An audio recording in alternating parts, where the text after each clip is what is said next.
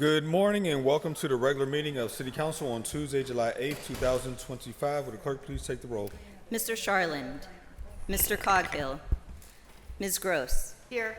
Mr. Mosley, Here. Mrs. Killsmith, Mrs. Strasburger, Here. Mrs. Warwick, Mr. Wilson. Oh. Mr. Wilson, Mr. Lavelle, President. Here. 5 members present. Thank you. For those who are able, please rise for the Pledge of Allegiance. Remain standing for a moment of silence. I pledge allegiance to the flag of the United States of America and to the republic for which it stands, one nation, under God, indivisible, with liberty and justice for all. Thank you. Our next order of business is to amend the agenda. Is there a motion to amend? So moved. Second. All in favor say aye. Aye. The agenda has been amended. Our next order of business will be proclamations. And if all those here for the Frogs proclamation would please come forward.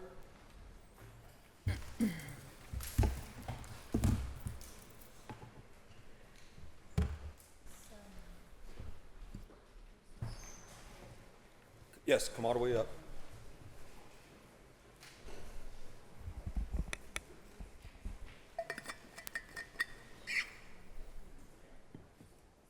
Come on.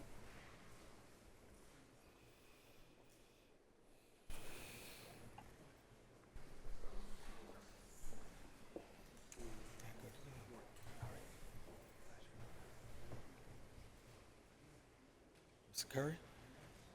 And if Councilman Mosley would also be willing to come up, I believe he's going to actually be in attendance at the gala on Saturday. Want to recognize this tremendous long-standing organization that even turn around so the camera can see you all. Yep, there. That even my grandfather was a member of. And so just want to take a moment to recognize them on their anniversary, thank them for all the tremendous work they've done here in the city. Whereas the Frogs Club of Pittsburgh will celebrate their 115th anniversary at their annual formal on July 12, 2025 at the Westin Pittsburgh. Established on May 5, 1910 in Pittsburgh, Pennsylvania, the Frogs Club is one of today's oldest African-American male social organizations. And whereas the acronym stands for Friendly Rivalry Often Generates Success, the Frogs Club was established as a social outlet for African Americans in the greater Pittsburgh region in response to segregation and discrimination by Jim Crow laws. And whereas the first Frogs Club event on July 28, 1911, covered by the Pittsburgh Courier, was a picnic, dance, and ball game with 600 in attendance. Frog Week was established in 1915 and quickly achieved national attendance and national attention for their activities and entertainment. Whereas the Frogs Club held its biggest affairs during the 1920s and 1930s, after World War II, the 1946 Frogs Week featured a speaker symposium giving tribute to club member and legend Cumberland Posey, owner of the famed Homestead Grays baseball team. Whereas many prominent African American men have been members of the Frogs Club who were professionals in their vocations, including Robert Lavelle, founder of Dwelling House Savings and Loan, Robert L. Vann of the Pittsburgh Courier, and the Honorable Judge Warren Watson. Whereas in 1946 and 1947, the Frogs Club hosted Night of Stars at the Syria Mosque, showcasing Pittsburgh natives who were star billing in the entertainment industry, including Earl Fatha Hines, Billy Eckstein, and Mary Lou Williams. And whereas as segregation became illegal and African Americans were allowed to vacation and participate in social gatherings of their choosing, the Frogs Club maintained its traditional Frogs Week in July with a weekend of activities including members, dinner, formal gala, and picnic. And now therefore be it resolved that the Council of the City of Pittsburgh does hereby declare the week of July 6th through 13th to be Frogs Club Day in the City of Pittsburgh. May I have a motion? So moved. Second. All in favor say aye. Aye. Congratulations, gentlemen. I'll ask Councilman Mosley to give a few remarks, and I'll turn it over to you all. Yeah, I'll be very brief. And it's truly an honor to be up here with the members of the Frog organization. I'll never forget how much you welcomed me into the family and the times that I've spent at the Frog's house. Proud to have it in District 9 and, any way that I can continue to support I'm going to be there, and it's such a great legacy. We talk about people like Cumberland Posey, one of the few people in the Basketball and the Baseball Hall of Fame, to show how uniquely illustrious this organization is to have, not only giants from the city of Pittsburgh, but Pittsburgh Giants who have changed the world in many ways. So you should be very proud. I'm proud just to be associated with this organization, and look forward to having a wonderful time on Saturday celebrating with you all. My name is Alex Paul. I'm the president of the Frogs. We really appreciate this proclamation by the city of Pittsburgh. Our membership is strong, and we're still standing, and we plan on standing for a while. Everybody who comes to our formal on Saturday will have a great time. Our weekend is filled with activities, fellowship, and love. So I thank you again for the proclamation.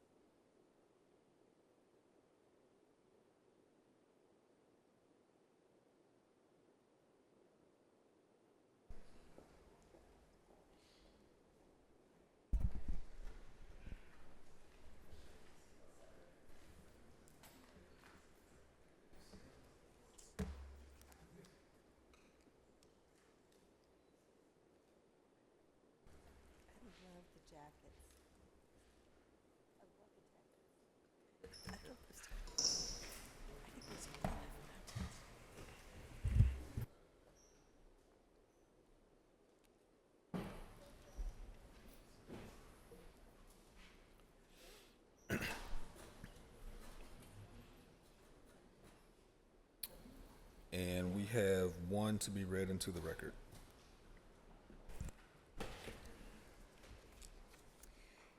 Councilwoman Cale Smith presents, be it further resolved that the Council of the City of Pittsburgh does hereby declare Thursday, July 10th, 2025 to be Denny Mayor Day in the City of Pittsburgh. May we have a motion to approve? So moved. All those in favor say aye. Aye. Proclamation has been approved. Our next order of business is public comment. I would like to remind everyone that the rules of council state that comments are limited to matters of concern, official action, or deliberation which may be before city council. Profanity will not be permitted. After you are called, please restate your name, provide your neighborhood for the record. You'll be given 3 minutes to speak. Our first registered speaker is Dr. Ronald Lynn Miller. Dr. Ronald Lynn Miller, Troy Hill. This is the locus of the Dark House Lighthouse in the port city of Pittsburgh. Also Singapore. I'm a Global Intelligence Society candidate for President 2028. Global Information Intelligence Network.net. I have regional association connections that date back to the early 2000s, African, Asian, American, and European. A concern of this council is with international sister cities, ally cities, which does not include any city from Africa, which I think is an egregious error. This is consistent with RLM 2028 Initiative 6, City Ally Country Alliance. I think Pittsburgh should be a lighthouse city, and the United States a lighthouse country. City and country lighten up and not darken down so our people have to hide. Wuta Gida, that's African Hausa, lighthouse, Yanuna Hanya shows the way to high quality information and high IQ. That's very important for a lighthouse to do. Lagos Bernie is a prospective ally of the city of Pittsburgh. It has Tarkwa Bay Lighthouse. Lagos is the main ocean river port of Nigeria. Riato Iya, that's Asian Nihongo. Lighthouse Wa Iu says, come to Agra, home, shelter, and supplies come here. In Tokyo Ichi, prospective ally city of Pittsburgh. there is Noji Mazaki Lighthouse. Tokyo is the primary ocean port of Nihon. A Casa de Luz, South American Espanol, lighthouse can be a señal, signal, a Seguridad safety warning. Veracruz de Ciudad, prospective Pittsburgh ally. There is Benito Juarez Luz Casa, a lighthouse. Veracruz on the Gulf of Mexico is the prime ocean port of Estados Unidos Mexicanos. And Lichthaus in Hamburg, Germany, is connected to the main port for Deutschland. I and the GIS are establishing this nexus because we think it's important for the future of Pittsburgh and this country. Thank you. Our next speaker is Brandon Davis.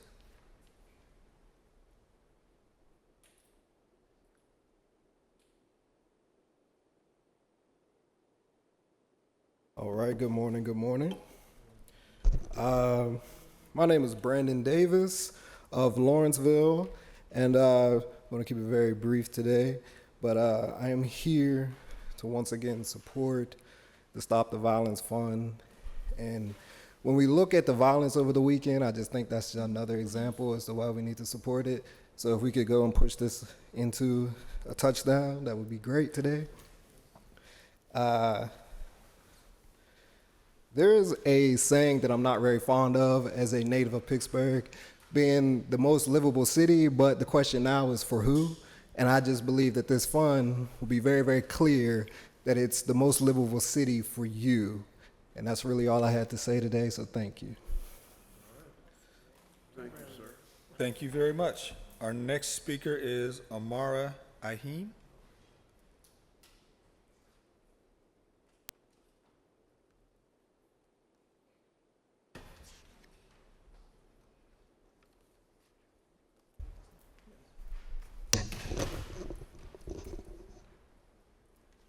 Good morning.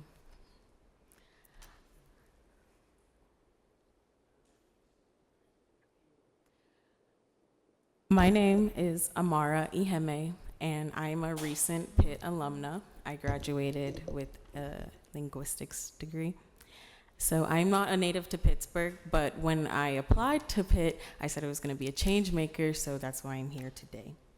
So my reason standing before you today is to bring awareness to the fight to prevent raid of the Stop the Violence Fund.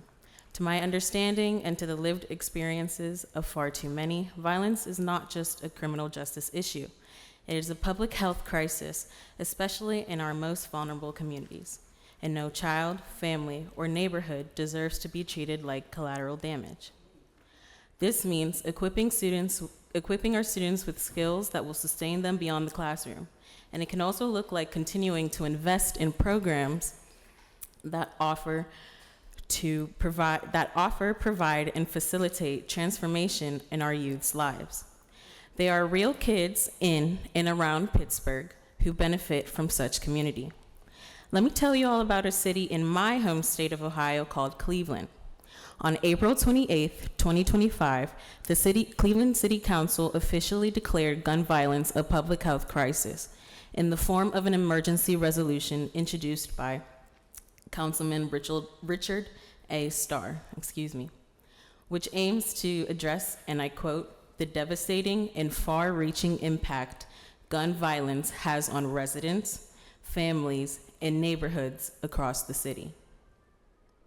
Cleveland also declared May 1st through 7th as Gun Violence Survivors Week in the city, which serves as a week to bring awareness to gun violence survivors and the ones who may have passed due to such heinous violence, while providing mental health counseling for the community, healing and hope. This emergency resolution is a clear example of urgency and accountability to one city, and I will leave you all with this. We owe tomorrow our action. We owe tomorrow our urgency to the families who have lost their babies to violence. And above all, everyone deserves a city where survival is no longer a daily battle, but a guarantee. I lost 2 of my neighbors to gun violence. I don't live in the hood, whatever label you want to call it. They were brothers. My mother grew up giving them gifts because that's just how my family was. And I see I don't have much time left, but I came to Pitt for a better community, and it seems like I'm back where I started. So, thank you. Thank you. Our next speaker is Tyler Blue. Or Blau? Sorry. Oh, no, it's all good. Hello, my name is Tyler Blau. I live in District 7, and I'm here to speak in opposition to Resolution File 2025-1967. In this resolution, Pittsburgh is proposing its own cop city. This proposed training facility has initial costs of $1.8 million paid to the private architectural firm of Hennessy, Durham, and Richardson for assessment and planning, and would obviously cost the city much more in construction and funding the operations. This is a gross use of taxpayer money in which the proposed campus will include plans for an indoor swimming pool, a K-9 unit building, and training grounds, with actual public safety being last in their considerations. While we struggle with rising rent and grocery costs, the city wants to spend multiple millions of dollars on a facility to train more cops. We should be investing money into our communities, fixing the crumbling roads and bridges, and funding alternate forms of policing. Increasing the access to and quality of people's material conditions, especially in marginalized groups, will do far more good, unlike increasing the power of the police. For those who may support this resolution, do you not have trust in our neighborhoods that you want to build simulated Pittsburgh streets with the purpose of training for warfare against citizens and have more heavily armed, militarized cops on the streets to intimidate and harass people? I propose something better. The city is short on shelter beds year-round, and with the rising homeless crisis, the campus where this cop city is proposed could be easily developed to house a lot of people. That would do actual change in the community. I ask you, please vote no to Resolution 2025-1967. Thank you. Thank you. Our last registered speaker is Aikahana Halmalkina.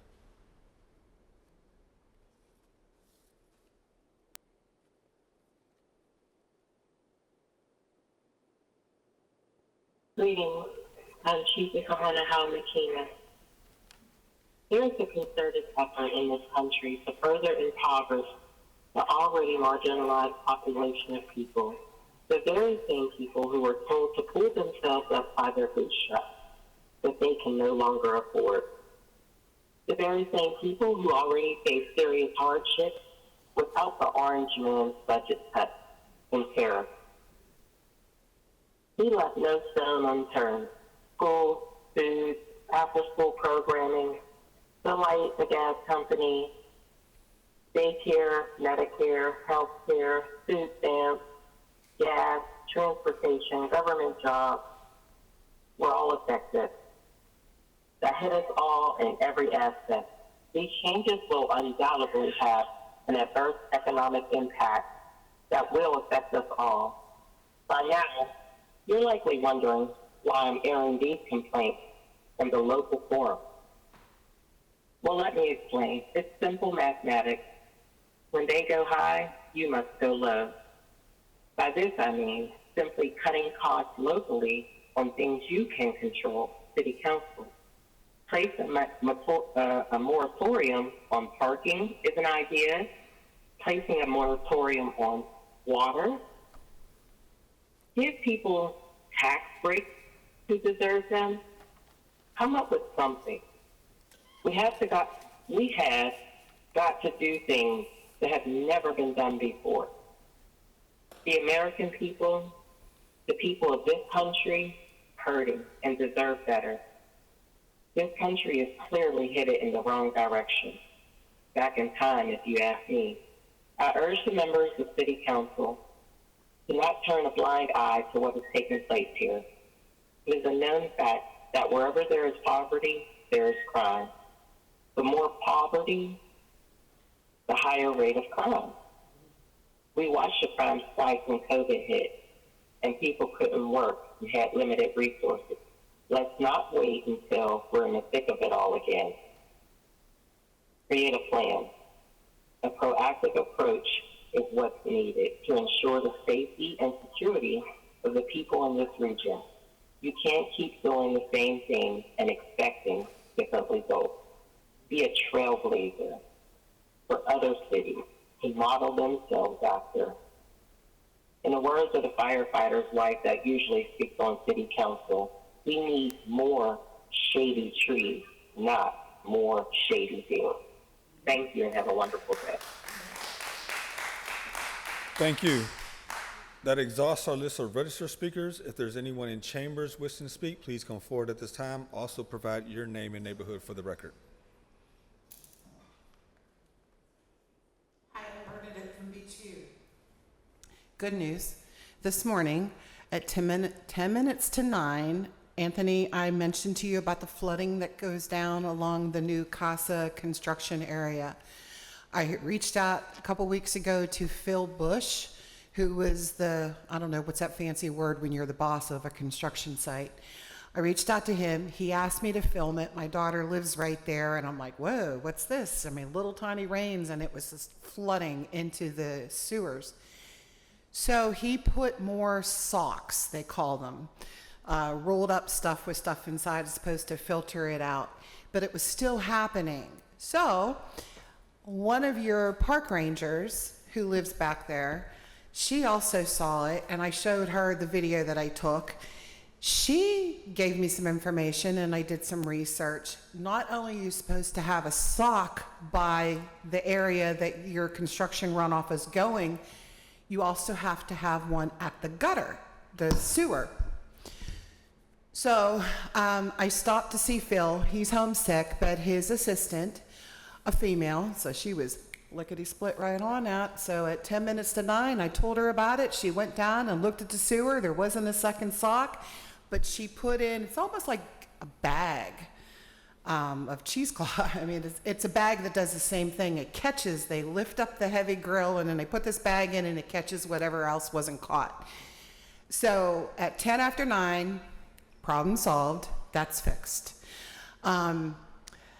Now that the election is over, I'm going to say it, Jonathan Kiefer, the president of the new Beachview Sports Association, he's reaching out for help. He's done about 95% of it.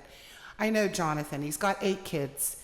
He doesn't know some of the nuts and bolts. And so if anybody in this city can help this kid know what to do going forward, to get this Beachview Sports thing off and running, that would be really good. Real quick, hopefully, the ADA swings for the kids at the parks are broke. Baby goes flying out. I used bungees at Venucci. We went up to Alton, same problem. That's not acceptable. These are the ADA accessibility special swings. Can't we please at least make sure that those are working properly? Thanks. Thank you. Next speaker, please. Good morning. It's a pleasure to be up here again with the assumption that I was radical, but it's all good because I'll be radical for a cause. How about you? I wanted to say thank you all because, first of all, with the Stop the Violence Trust Fund, it's very much needed. I can only speak about what happened this weekend in my community with our youth because there was some incidents in Fineview and Perry Hilltop, which is Mr. Bobby Wilson's district. There is a meeting this evening, and there is a Northside Zone 1 Public Safety Council meeting, and I encourage you to be there because the community has some grave concerns. But it goes back to we are the village when it comes down to our youth. And the Violence Prevention Grant will continue to enhance our youth to do something positive. Our youth here in this city don't have anything to do. So what do you expect for them to do? Too many killings, too much fighting. We've got to give our youth some constructive to make a difference about who they are. We got to get past them people of the ghetto. I don't live in the ghetto. I live in the north side. I live in a community where families live and raise their children like I raised mine. But I'm from a north sider. They call me the mouth from the south. Yes, and I speak for our children. You all that don't have children and grandchildren, think about it. You're paving the way for the future. We cannot continue to have the violence in our community. We cannot continue to have our young people know where to go. Let's keep it real. I'm saying this with the compassion as a human being, a mother, a grandmother, and a great-grandmother. To each council member that's sitting there, visit your community, spend some time with your youth, get to know them. I know Councilman Lavelle, Councilman Kahari, Anthony Coghill, Miss Barbara, Miss Teresa, Erica, Bobby Wilson. We voted you all to represent our community. And I'm sorry, Mr. Sherrod Brown, I didn't forget about you because you're the youngest member on there. So this is one that you can just jumpstart in and be a part of, because we're talking about generations of generations. I'm not trying to punt anybody out. I'm just keeping it real. Remember what we need to do together. And don't take it to the offense, because you know what? If you do, that's on you. Get a thick skin, because you are a public servant. And remember that in who you serve. And I continue to say thank you for your service, but remember who you serve, not what you serve. Thank you. Thank you. Next speaker, please. All right, Tanisha Long, Crafton Heights. First, I would like to say thank you to the council members who managed to stay off of their phone while community members are giving their deep, traumatic stories of their experiences with community violence. I really appreciate the council members who actually pay attention to their constituents and don't text while they're giving public comment and testimony. Deeply appreciate it. In the words of the great Samuel L. Jackson, too loud, too reckless, too ghetto. Apparently that's what that meeting was last week. The meeting I attended didn't feel like that. The meeting I attended felt like a great display of civic engagement by directly impacted community members who care about their community and care about where their tax dollars and funds are going and what they're allocated to. But for some reason, the sergeant at arms felt it was necessary to call the police. I've been to many community meetings. I've been to many council meetings, both city and county. I've been to jail oversight board meetings, and it is very rare that I see the police weaponized in this capacity. I've been at meetings over zoning, where the majority of participants were white. I've been at meetings about deeply traumatic issues like deaths of the jail, and we're not weaponizing the police against community members. Why is it that when Black people come to advocate for their community, we have the police called on us? There's a history of weaponization in the city of Pittsburgh when it comes to the police. When you wonder why people are coming to protect the Stop the Violence Fund, that doesn't just mean like inter-community violence. It means protecting our community members from violence from the police as well. It's inappropriate for council members to give quotes to publications like the Trib saying that, I think they did the right thing. They did a great job. They're just keeping us safe. You're implying that Black people in that moment made you feel unsafe, which shouldn't be true, but I believe for some of you it is. I also would like to use the remaining portion of my time to express my support. I express my support for the guardrails around the Stop the Violence Fund, which will hopefully protect it and keep it going.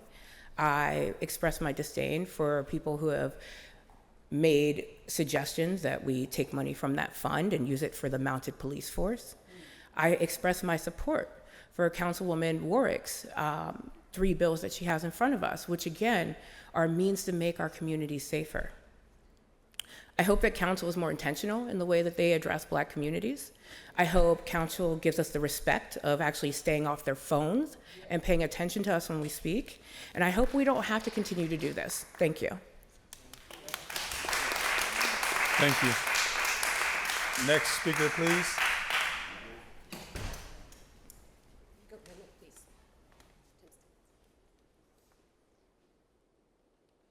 Good morning, Council. I thought it was appropriate to follow up the eloquence of Tanisha Long.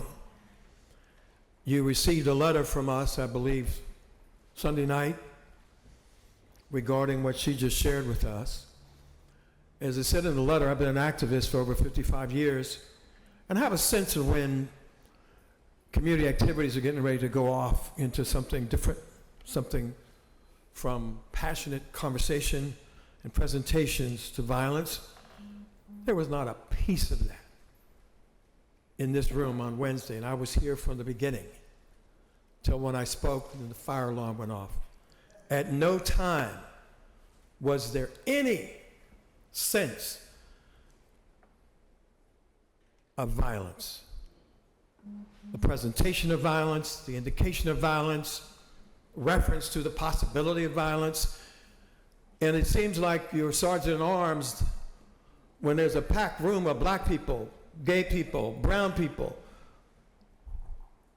white people who are intense. Some people think that group are wild-eyed radicals when they're really passionate people committed to saving our lives. Saturday night, I received about 5 or 6 text messages from Nyota Robinson, one of our younger bee peppers who lives in the Hill and was experiencing the violence that was going on Saturday night up at Kennard Field and the thousands of kids and the things that were happening. And a shot occurred at a shooting later that night. We just were here to say, continue the work that this administration has begun and that you partnered with Gainey on, or Ed Gainey, our mayor, on, and continue that work, reinforce it, don't go away from it, if anything, expand it, because we need it. And the organizations that are working are passionate, are committed to do the right thing. And give some consideration to the status of your sergeant at arms. If your sergeant at arms cannot decipher passion from criminal activity, that person maybe should not be in that position.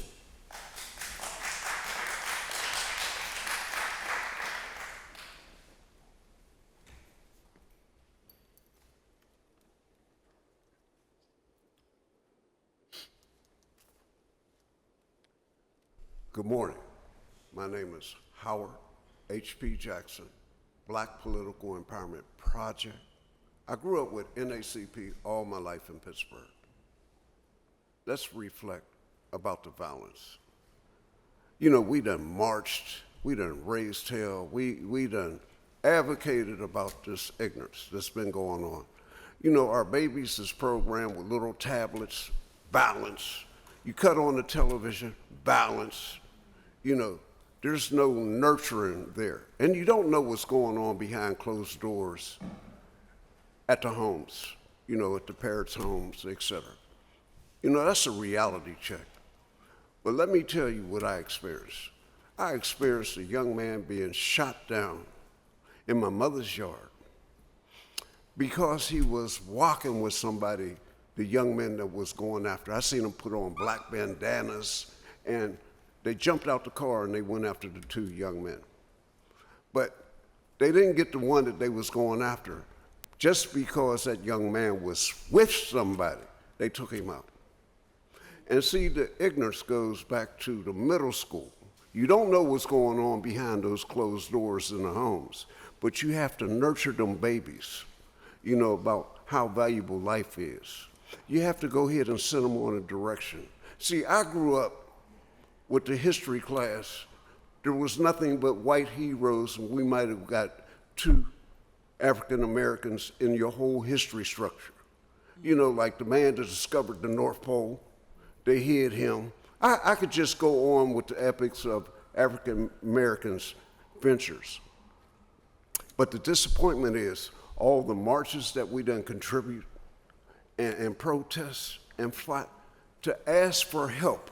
And now the council's in a situation in the Ed Gainey administration to make history happen, to advocate for our babies.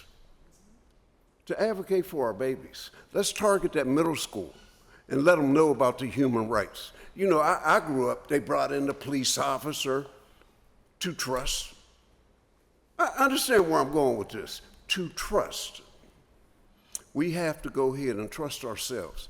Just like Ms. Rainey just went and said about our children.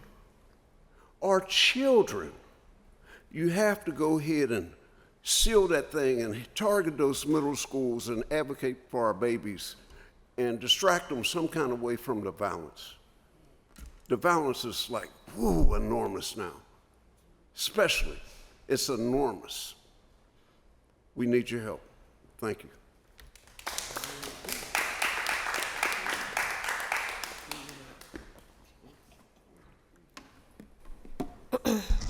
Good morning. Amanda Nietrow, I'm a resident of Sheridan. I actually came just to see the vote, but I feel very much compelled to speak about the gaslighting that occurred last week. When you are talking about a bill that is literally trying to save lives, that is trying to curb the violence that is impacting very overrepresenting communities, Black communities. I'm going to talk about Black people right now for a second. You should expect people to be very passionate. You should expect them to show emotion. I want to talk about oppression, systemic oppression, and institutional oppression, because we don't talk about that enough. Defensiveness, protecting power instead of addressing harm. Denial, refusing or minimizing the existence of oppression and the violence that shows up in its forms. And derailment, disrupting conversations about oppression. The conversation and the folks who showed up last week were talking about the violence that occurs because of systemic oppression in this city.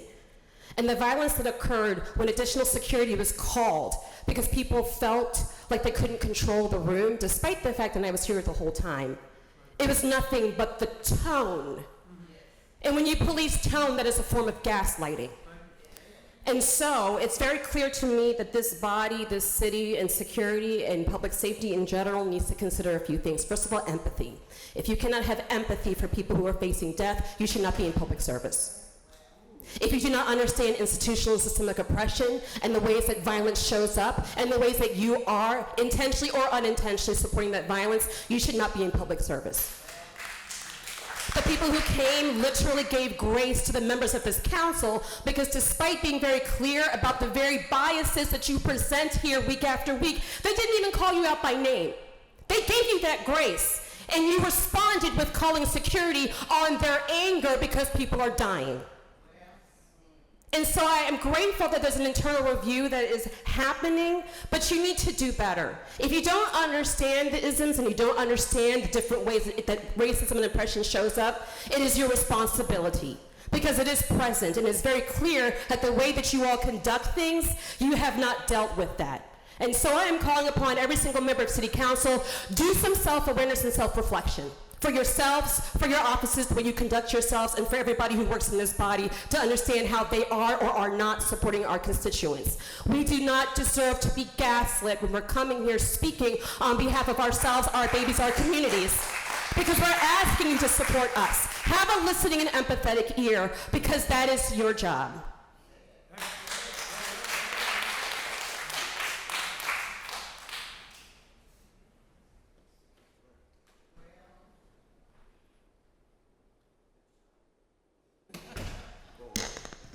Good morning. My name is Yvonne F. Brown. I live at 715 Mercer Street. That's the high rise at the top of Bedford. When we came last week, there was one woman that was speaking, and she turned around and she talked to the audience. Not one of you stopped her at all. It was the audience that turned around and talked to the council. When I stood and talked to, there was a bunch of children. These were Black children. And usually whenever they bring the children in, they take them out the room. They don't get to hear us. But this day, I stood up and I realized that it was all our little black babies. And it was 2 white teachers, 2 young teachers that let our babies stay and listen.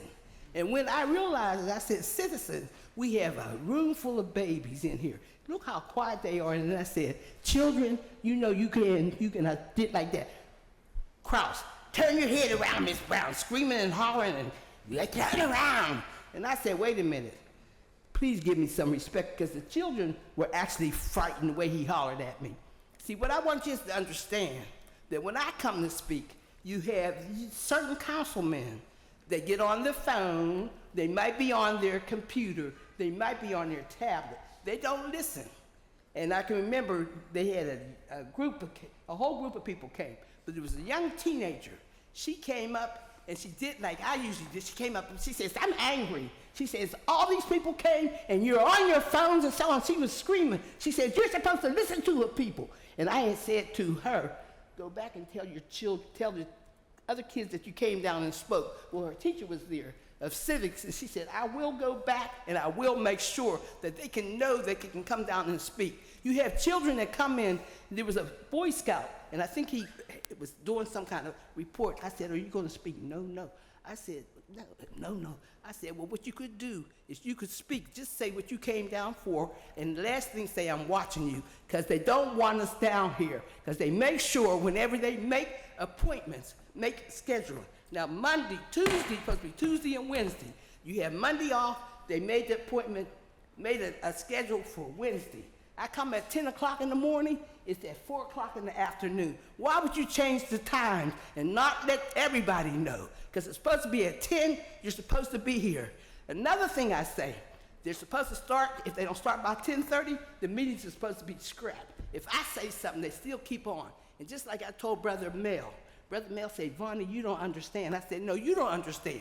He said, they have to have a quorum to be able to close the meeting. I said, no, the meeting is closed because they didn't have a quorum. See, what you need to understand, citizens, I come down here for a reason, not for me. They let my son die. I cannot do anything about that. Sapala said he was going to write me a letter. He hasn't done it. But I come down for another mother that don't have to go through this.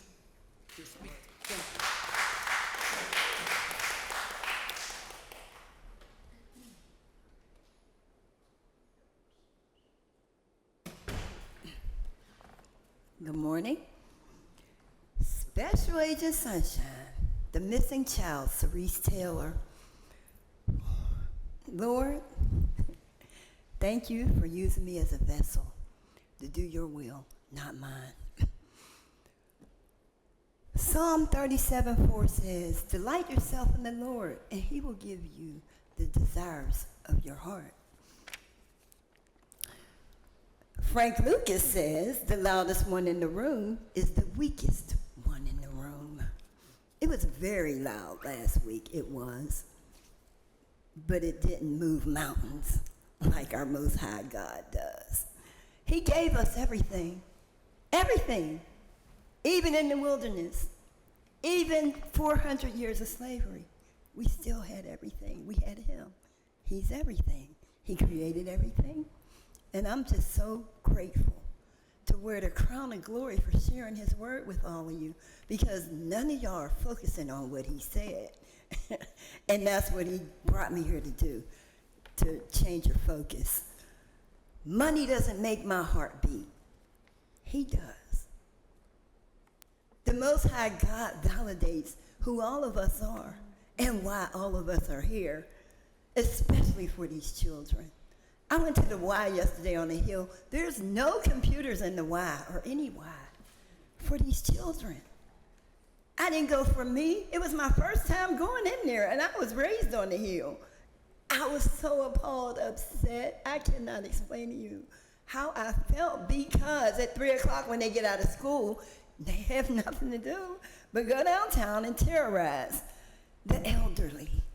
Us. I'm 61 on paper. Y'all changed my identity, stole everything about me to steal my inheritance, trust, and whatever my grandmother left me in a will. But without all of that, here I stand on this platform where God put me to share his word with all of y'all. I cannot express to you how grateful I am. Proverbs 28:15 says, like a roaring lion or a charging bear is a wicked man ruling over a helpless people.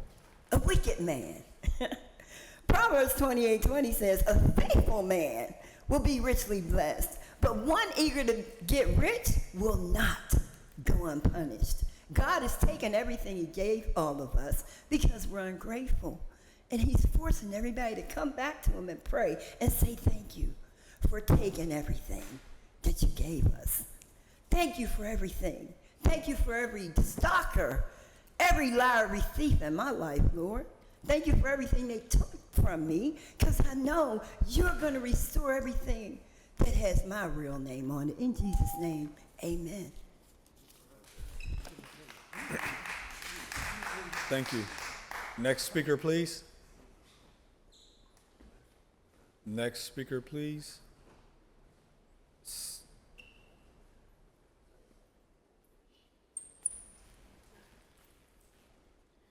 Happy Tuesday, good morning.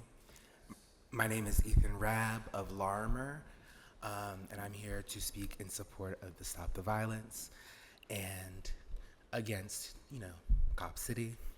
I didn't intend to speak, but the recent events have just felt like I should share a bit in appreciation of third spaces and, comprehensive, holistic programming for our youth, as opposed to, forceful things like Cop City. This past July 5th, one of my very close friends, a youth here, a young man, 20 years old, he was supposed to come to mine for a little birthday party celebration. I try to have a third space for us to spend time and have fun together, but he wasn't able to come because his aunt was shot twice in the chest, and she's currently intubated. And I learned that the altercation, she wasn't sought out, it was an altercation that escalated, and she's currently struggling. And I don't want to go too much into detail, but to speak on his experience and how he spoke about how he exists here in this city. He spoke about the need for more programming that he had as a child that kept him, serving the community, kept him, networking and learning and meeting people across ages, and just keeping him outside of the trauma that is passed down over and over, that's been, imbued and put onto our people by the systems of the city. And it's crazy to me because this young woman is also a mother. And when I asked where her child was when it happened and where she is, she's at summer camp. It's really hard to get out of a hole that this violence besets on us as young people when you know that there's better outside and you don't have that access because you don't have those resources yet for yourself. And it's up to us to, pay attention to that. And even if, teachers are bringing kids in and what have you, this is not the third space where they're gonna wanna talk about what they really need. So that's the only reason why I came up here to talk about the fact that there's a young man out here whose best friend is struggling, a mother who has a child whose only place to get away from this space is not at home, but at summer camp. And he's asking for the same thing, and he wants to do the same thing now that he's older. But how do we make sure that they have that opportunity beforehand, before it gets that bad? Thank you. Thank you. Next speaker, please.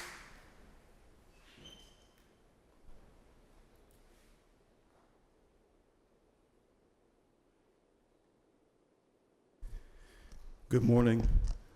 Before you again, I was here last week. I'm Reverend Robert Tedder from Project Destiny, and I just wanted to stand in behalf of all of the service providers who are benefiting from the Stop the Violence grant. Our agency, for example, serves 50 youth every school day in our after-school program. We have 101 children registered for our summer camp this year. We have 50 plus families that we service representing 130 children for in-home services to deal with the social determinants of health that so many of our families are struggling with. We are collaborating with Perry High School and Cafe Momentum to address the truancy and the absenteeism that is a part of the violence that is happening in our neighborhoods. And so I'm standing before you today just to emphasize that all of these services that we provide and other agencies provide, they're critical to addressing the root causes of violence. But if we are questioning the effectiveness of these programs, we need to invest in providing organizations research and evaluation tools and professional development and training, including database systems and the hardware and the software needed to implement those systems. We need to invest in developing financial management systems to address accountability, transparency, and grant management. We know our stories. We just need help in telling our story in ways that can be understood by those who are critical and distrusting. Let's be a part of the solution and not the problem. Thank you. Thank you. Next speaker, please. Next speaker, please. Seeing no further speakers, we'll turn to the presentation of papers, beginning with Councilman Sharlin, Chair of Human Resources. Good morning, Mr. President. Good morning.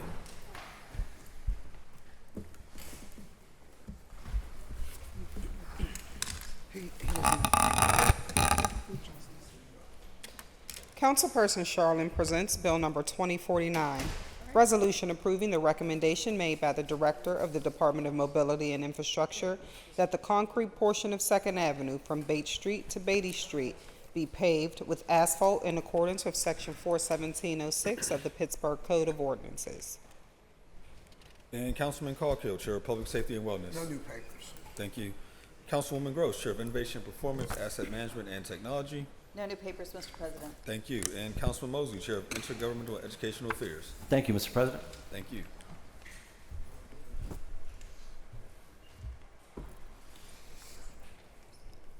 Councilman Mosley presents Bill number 2003, resolution authorizing a cooperation agreement or agreements with Allegheny County Economic Development to collaboratively manage non-congregate shelter services related to the home ARP program at no cost to the city. Bill 2006, resolution authorizing the issuance of 3 warrants payable in favor of Connect Congress of Neighboring Communities for 1-year membership dues for all 3 branches of government, amount not to exceed $27,563. Bill 2027, resolution repealing Resolution 617 of 2018, effective September 20 of 2018, authorizing the URA of Pittsburgh to acquire all the city's right, title, and interest, if any, in into the publicly owned property in the 12th Ward, City of Pittsburgh, designated in the Deed Registry Office of Allegheny County as Block 125A, Lot 277, 0 Auburn Street, Council District Number 9, at no cost to the city. Bill 2028, resolution approving execution of a contract for disposition by sale of land between the URA of Pittsburgh and the Pittsburgh Land Bank for the sale of Block 10N, Lot 344, 5th Ward, City of Pittsburgh, 403 Grove Street, Council District Number 6, at no cost to the city. Bill 2029, resolution amending Resolution 623 of 2020, effective December 9, 2020, entitled Resolution Authorizing the URA of Pittsburgh to acquire all the city's right, title, and interest, if any, in into the following publicly owned properties in the 10th Ward, City of Pittsburgh, designated in the Deed Registry Office of Allegheny County as Block 50E, Lot 21, Block 50F, Lots 101 and 130, Block 50K, Lots 89 and 94, located at 424 Matilda Street, 4938 and 5120 Rosetta Street, and 4921 and 5001 Broad Street. respectively, Council District Number 9, by removing Block 50K, Lot 94, 5001 Broad Street, Council District Number 9, at no cost to the city. Bill 2030, resolution approving execution of a deed by and between the URA of Pittsburgh and the City of Pittsburgh for the sale of Block 128R, Lot 200, 14th Ward, City of Pittsburgh, Commercial Avenue, Frick Park Expansion, Council District Number 5, at no cost to the city. Bill 2031, resolution approving execution of a contract for disposition by sale of land between the URA of Pittsburgh and the Pittsburgh Land Bank for the sale of Block 9S, Lot 181 and 187, 3rd Ward, City of Pittsburgh, 220 and 221 Hillside Drive, Council District Number 6, at no cost to the city. Bill 2032, resolution approving execution of a contract for disposition by sale of land between the URA of Pittsburgh and the Pittsburgh Land Bank for the sale of Block 26N, lots 51, 52, 53, and 54, 5th Ward, City of Pittsburgh, Milwaukee Street, Council District Number 6, at no cost to the city. Bill 2033, resolution approving execution of a deed by and between the URA of Pittsburgh and the City of Pittsburgh for the sale of Block 88M, Lot 200, 14th Ward, City of Pittsburgh, 1614 through 1680 Parkview Boulevard, Council District Number 5, at no cost to the city.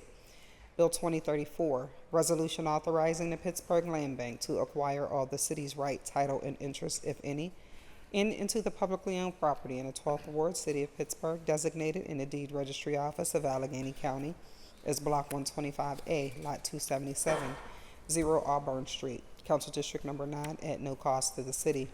Bill 2035, resolution authorizing the Pittsburgh Land Bank to acquire all the city's right, title, and interest, if any, into the publicly owned properties in the 30th Ward, City of Pittsburgh, designated in the Deed Registry Office of Allegheny County as Block 14R, Lot 78, 14L, Lot 94, and Block 33A, Lot 349, 63 Amanda Avenue, 103 Jacunda Street, and 408 Moore Avenue, Council District Number 3, at no cost to the city. Bill 2036, resolution authorizing the Pittsburgh Land Bank to acquire all the city's right, title, and interest, if any, into the publicly owned property in the 30th Ward of the City of Pittsburgh, designated in the Deed Registry Office of Allegheny County as Block 33F, Lot 13, 236 Moore Avenue, Council District Number 3, at no cost to the city. And Bill 2037, resolution authorizing the Pittsburgh Land Bank to acquire all the city's right, title, and interest, if any, into the publicly owned property, 10th Ward of the City of Pittsburgh, designated in the Deed Registry Office of Allegheny County as Block 50K, Lot 94, 5001 Broad Street, Council District Number 9, at no cost to the city. And Councilwoman Kell Smith, Chair of Recreation, Youth, and Senior Services. Thank you. Thank you. Thank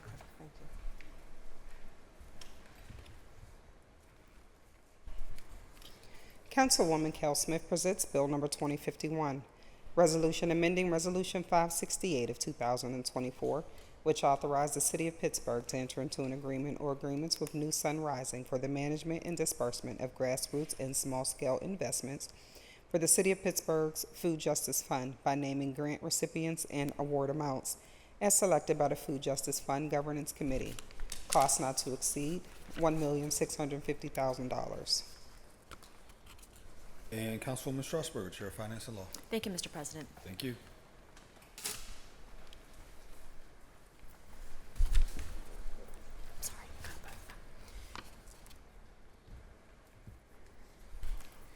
Councilperson Strasburger presents Bill Number 2002, resolution amending Resolution Number 119 of 2024, which authorized the mayor and the city solicitor on behalf of the City of Pittsburgh to enter into a professional consultation services agreement with Albert Risk Management Consultants for insurance consulting services by updating the legal vendor name to Artex Risk Solutions and to extend the term of an agreement by 1 year at no additional cost to the city.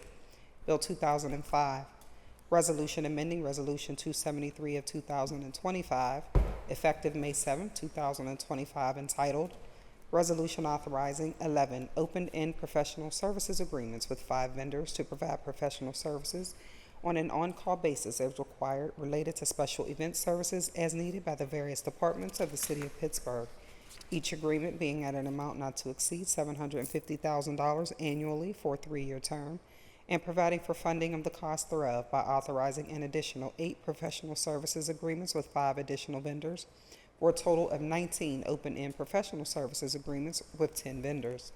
Bill 2007, Resolution further amending Resolution number 857 of 2023, effective December 27, 2023, as amended, entitled Resolution Adopting and Approving the 2024 Capital Budget, the 2024 Community Development Program, and the 2024 through 2029 Capital Improvement Program by increasing Maple Avenue Bridge by $127,500 to account for Federal Highway Administration funding being received at no cost to the city.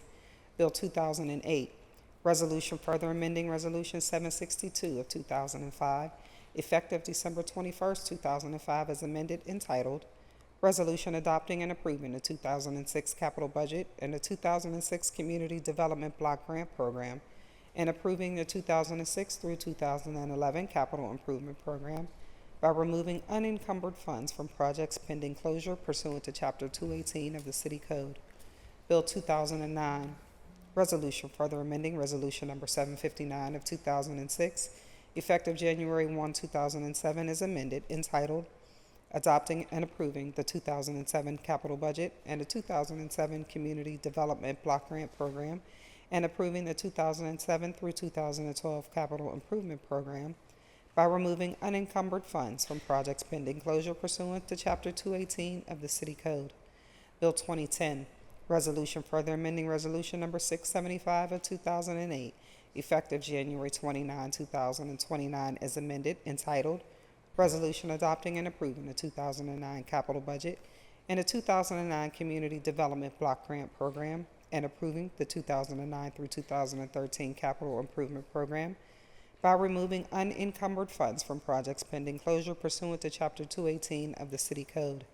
Bill 2011, Resolution further amending Resolution 768 of 2009, effective December 31st, 2009, as amended, entitled Resolution Adopting and Approving the 2010 Capital Budget and the 2010 Community Development Block Grant Program, and approving the 2010 through 2014 Capital Improvement Program by adjusting various line items in conformance with City Council's 2010 capital budget amendments by removing unencumbered funds from projects pending closure pursuant to Chapter 218 of the City Code.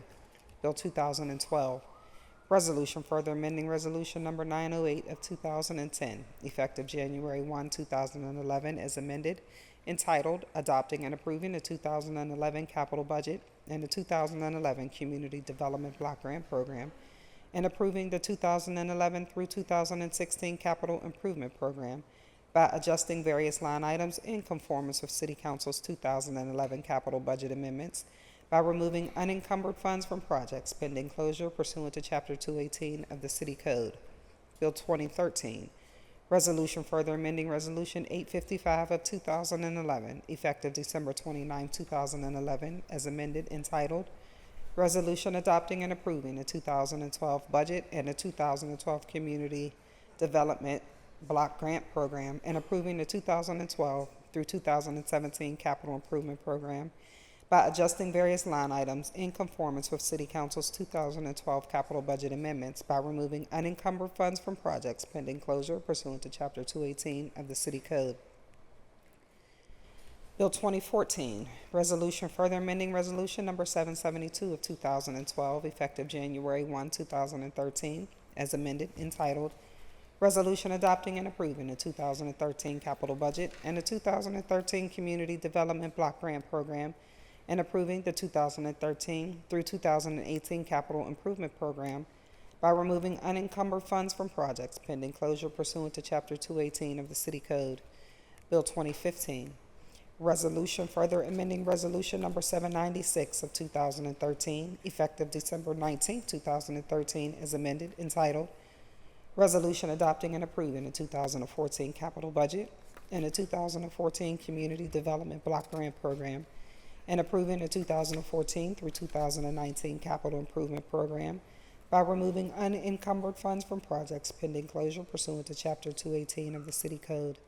Bill 2016, Resolution further amending Resolution number 858 of 2014, effective January 1, 2015, as amended, entitled Resolution Adopting and Approving a 2015 Capital Budget and a 2015 Community Development Block Grant Program and the 2015 through 2020 Capital Improvement Program by removing unencumbered funds from projects pending closure pursuant to Chapter 218 of the City Code.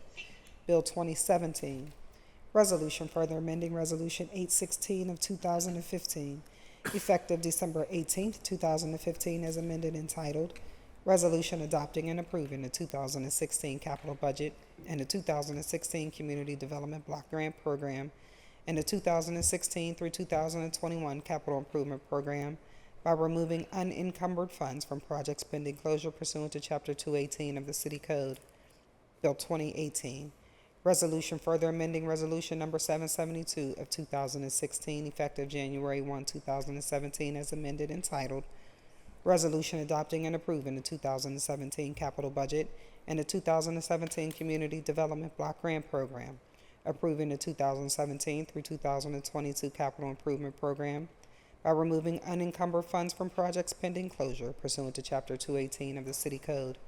Bill 2019, Resolution further amending Resolution number 797 of 2017 as amended, effective December 28, 2017, as amended, entitled Resolution Adopting and Approving the 2018 Capital Budget and the 2018 Community Development Block Grant Program and the 2018 through 2023 Capital Improvement Program by removing unencumbered funds from projects pending closure pursuant to Chapter 218 of the City Code. Bill 2020, Resolution further amending Resolution number 863 of 2018, effective January 1, 2019, as amended, entitled Resolution Adopting and Approving the 2019 Capital Budget and the 2019 Community Development Block Grant Program and the 2019 through 2024 Capital Improvement Program by removing unencumbered funds from projects pending closure pursuant to Chapter 218 of the City Code. Bill 2021, Resolution further amending Resolution number 647 of 2020, effective December 23, 2020, entitled Resolution Adopting and Approving the 2021 Capital Budget and the 2021 Community Development Block Grant Program and the 2021 through 2026 Capital Improvement Program by reappropriating and reallocating funds closed due to the requirements of Chapter 218 of the City Code. Bill 2022, Resolution further amending Resolution 857 of 2023, effective December 27, 2023, as amended, entitled Resolution Adopting and Approving the 2024 Capital Budget, the proposed 2024 Community Development Program, and the 2024 through 2029 Capital Improvement Program by removing unencumbered funds from projects pending closure pursuant to Chapter 218 of the City Code. Bill 2023, Resolution further amending Resolution number 924 of 2024, effective December 18, 2024, as amended, entitled Resolution Adopting and Approving the 2025 Capital Budget, the proposed 2025 Community Development Program, and the 2025 through 2030 Capital Improvement Program by reappropriating and reallocating funds closed due to the requirements of Chapter 218 of the City Code. And Councilwoman Warwick, Chair of Public Works and Infrastructure. Thank you, Mr. President. Thank you.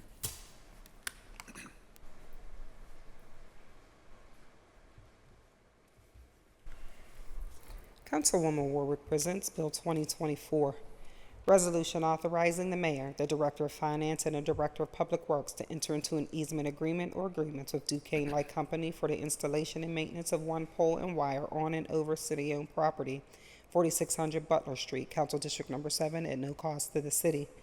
Bill 2025, Resolution providing for an amended reimbursement agreement or agreements with the Pennsylvania Department of Transportation for costs associated with the preliminary design, final design, and right-of-way phases of the Maple Avenue Bridge project, providing for the payment of the cost thereof not to exceed $1,100,000, an increase of $650,000 from the previously executed agreement, reimbursable at 100%.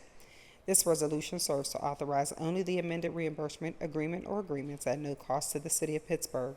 Future resolutions will authorize the project-specific service agreements. And Bill number 2026, Resolution authorizing the mayor, the director of the Department of Public Works, on behalf of the city of Pittsburgh, to enter into an agreement with Cosmos Technologies, Inc. for professional services related to the renovation of Kennard Park. Cost not to exceed $582,946.80 over a period of 1 year.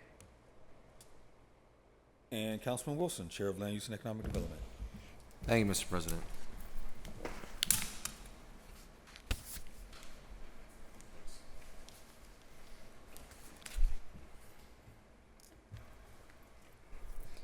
Councilman Wilson presents Bill Number 2004, Resolution providing for an amended agreement or agreements with Action Housing, Inc. for costs associated with the Emergency Rental Assistance Program, providing for the payment of the cost thereof not to exceed $15,940,104.35, an increase of $12,686.35 from the previously executed agreement.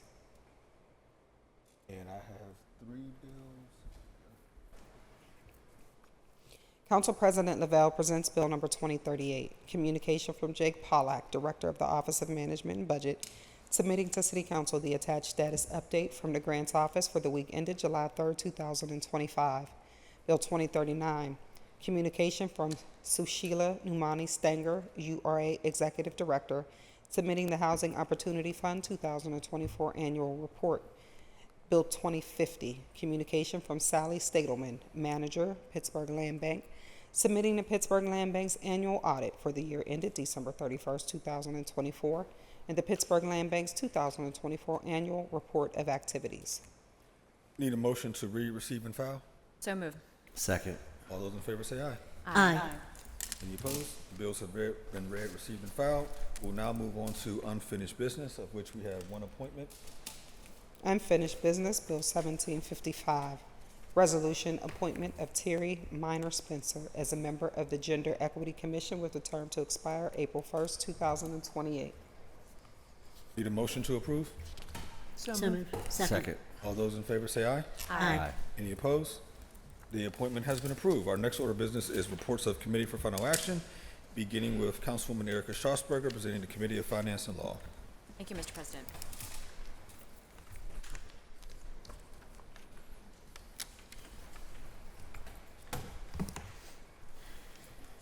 Councilperson Erica Strasburger presents Bill Number 2040, reported to Committee on Finance and Law for July 2nd, 2025, with an affirmative recommendation. Bill 1965, resolution amending Resolution 932 of 2024, which authorized the fee schedule for 2025 pursuant to Chapter 170 of the City Code by revising utility permit fees as recommended by the Director of the Department of Mobility and Infrastructure at no cost to the city. Bill Number 1975, ordinance amending Title VI, Conduct, Article 5, Discrimination, Chapter 651, Findings and Policy, and Chapter 659, Unlawful Practices to restrict discrimination in medical care on the basis of gender identity.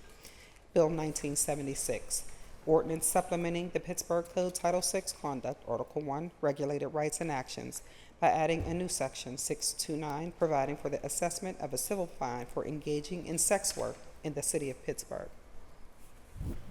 You've heard the reading and title of the bill. Is there any discussion? Councilman Calkins. Charlene, I apologize. Don't do that. Council President, I would like to make a motion to recommit Bill 1965, the fee schedule. Is there a second? Second. All those in favor say aye. Aye. Any opposed? Opposed. Bill, one opposed? Bill 1955 has been recommitted. Opposed. Thank you. 2 in opposition. Thank you. Any further discussion on the bills? I'm going to vote no on that as well, please. 3 in opposition. Yeah, thank you. The bill is recommitted. Seeing no further discussion, the bill is now ready for final action. All in favor of the passage of the bill will vote aye when their name is called. Those opposed will vote no. Will the clerk please take the roll? Mr. Charland. Aye. Mr. Coghill. Aye. Ms. Gross. Aye. Mr. Mosley. Aye. Mrs. Kill Smith. Aye. Mrs. Strasburger. Aye. Mrs. Warwick. Aye. Mr. Wilson. Aye. Mr. Lavelle, President. Aye. 9 ayes, 0 noes. The bill, having received the legally required numbers of votes, is passed finally. That moves us to Councilman Anthony Coghill, presenting the Committee of Public Safety and Wellness. Thank you.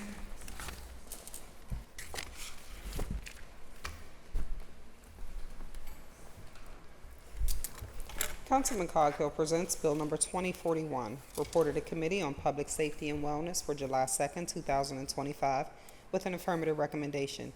Bill number 1956, ordinance repealing and reenacting the Pittsburgh Code Title II Fiscal Article 5, Special Funds, Chapter 237, Stop the Violence Fund, to restructure the chapter, further set forth the steering committee, and to define community-based organizations, extreme need or high need community, and to establish guidelines for disbursement of funds. Bill number 1974. Ordinance amending Title VI, Conduct Article 1, Regulated Rights and Actions by adding a new chapter 630, providing for the deprioritization of enforcement of crimes based on identity rather than conduct. You've heard the reading and title of the bills. Any discussion on the bills? Yes, sir. Councilman Coghill? Yes, thank you. So I wasn't finished commenting last week when you ended the meeting by call to question, okay? Which I'm glad you did. I really am. I think it was the right, proper thing to do at the time. I do. I was very disturbed by a comment that Councilwoman Warwick had said. Something about, you should check yourself. Maybe this is a good opportunity to check yourself, I think she said.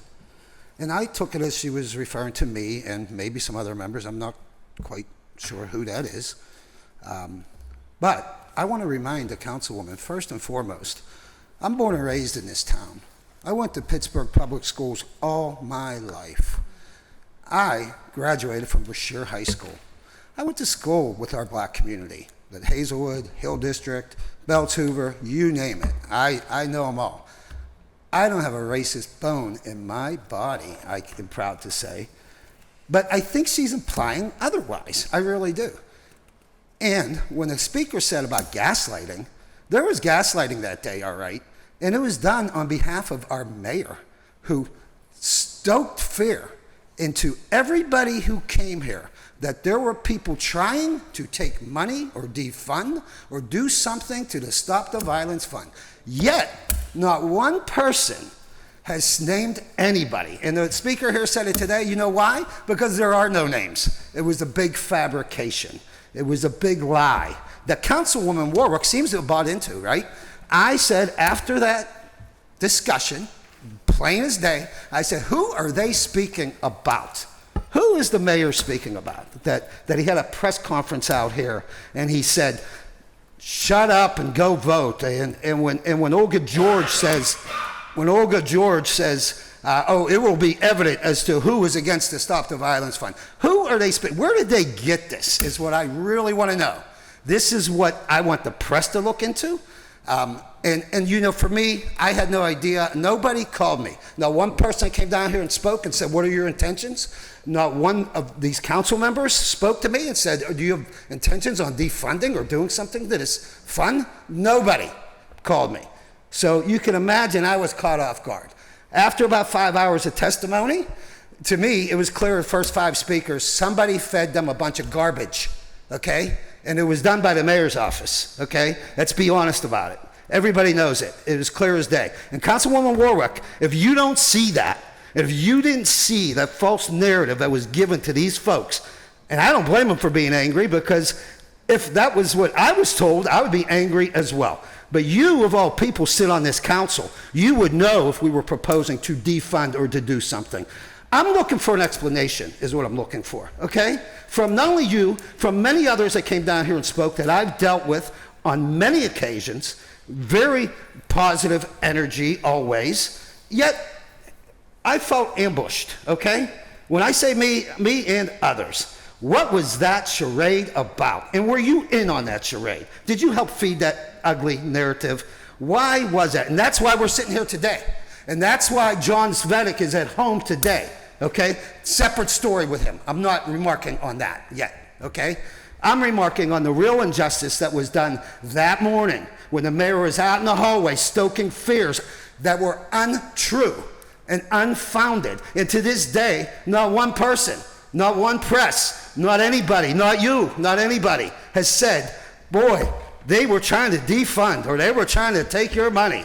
I don't even understand what that was. What were you trying to imply to me? Okay? I grew up here. Okay? You could either trust in a disgruntled mayor or somebody from California that doesn't know the difference between Homewood, Brushton, and the Hill District. Okay? So how are you? When did you become an authority on this subject? I would love to know that. And I take very much offense to your remark last year that we need to check myself. Who needs to check themselves? That's what I want to know. Who and for what reason? Thank you. Thank you. I've got Councilwoman Smith and I believe Councilman Warwick. I saw you come off of mute. Okay, Councilwoman Smith. I'm just going to say, I hear there's tension and stress on all sides of this. But I'm just going to say this today. We need to stop playing these games with the community. Our kids need results. They need us to come together and do what's right for them. All this bickering, all this nonsense is not helping the kids. It's not helping the community. You're not seeing results because we need to set the bar high enough that that everything we do needs to make sure we're yielding results for our communities. I understand all the frustration. I feel it too. And I absolutely hear what you're saying. I know what you're saying. I know what Councilwoman Warwick's saying. That doesn't mean that we need to do this in public at the table and try to resolve whatever was done here. I think that there's been a lot of people trying to drive a wedge. When I worked for Pittsburgh Public Schools, one of the things I used to always teach parents is that people try to divide and conquer us. And, I think that happens all the time. Anybody who's doing anything to say something that separates us or identifies us differently is not really keeping their eye on what's really most important here. And what's most important is a lot of us know people that have been shot and killed. A lot of us know people of victims of violence. A lot of us know people that need our help. And so I think let's stay focused on what it is we're trying to do here, not attacking one another, not attacking the administration, not attacking the people doing the programs. Let's try to come together and do what's right for the city of Pittsburgh. And I think to me, that means let's focus on how we're making sure, Councilman Lavelle, I want to thank you for putting in some accountability for the funding, because that has always been my major concern, is that I want to yield results for the community. That's it. And I think this will help us do some of that. I want to make sure whoever we're funding is actually doing all they can to stop the violence, not just receiving funding. I want to make sure that there's the real results, because our kids depend on us being the adults in the room and making sure we're yielding results for them. That's it. I hope that now we can just vote and end this. Thank you. Councilwoman Warwick. I know we're not going to. Yeah, thank you.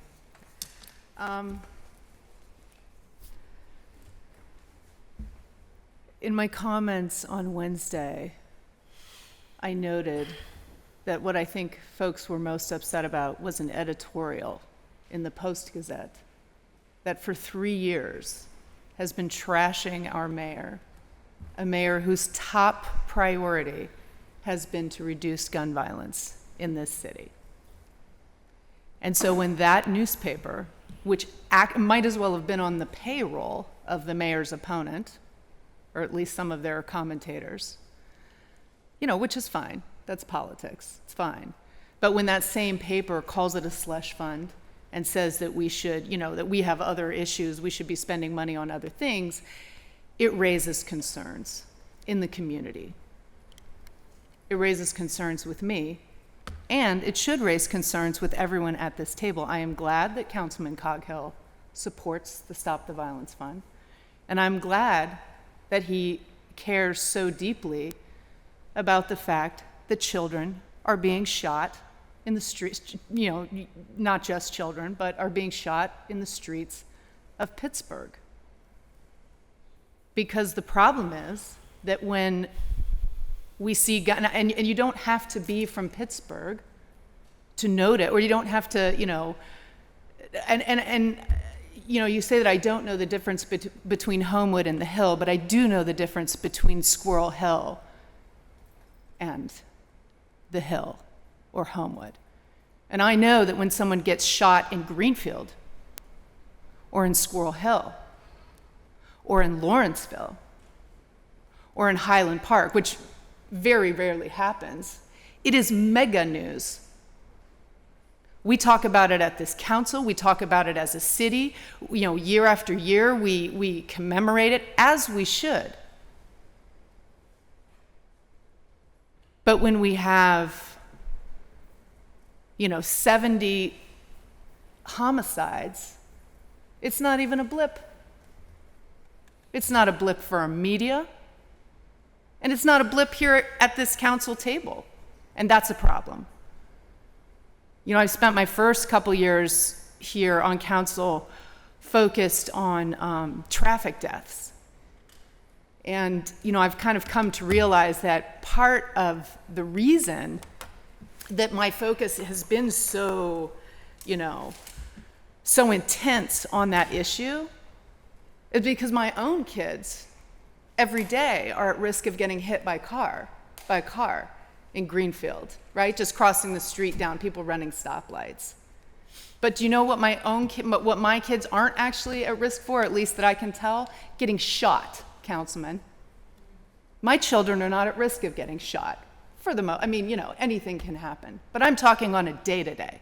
That is not something I worry about. When my 13-year-old goes down to McGee to play basketball or whatever, just hang out, I don't worry about him getting shot. But there are lots of families in this city who do. And, just now, and I apologize, Councilwoman, I know that we agree on that, but you just said that it's not working. It is working.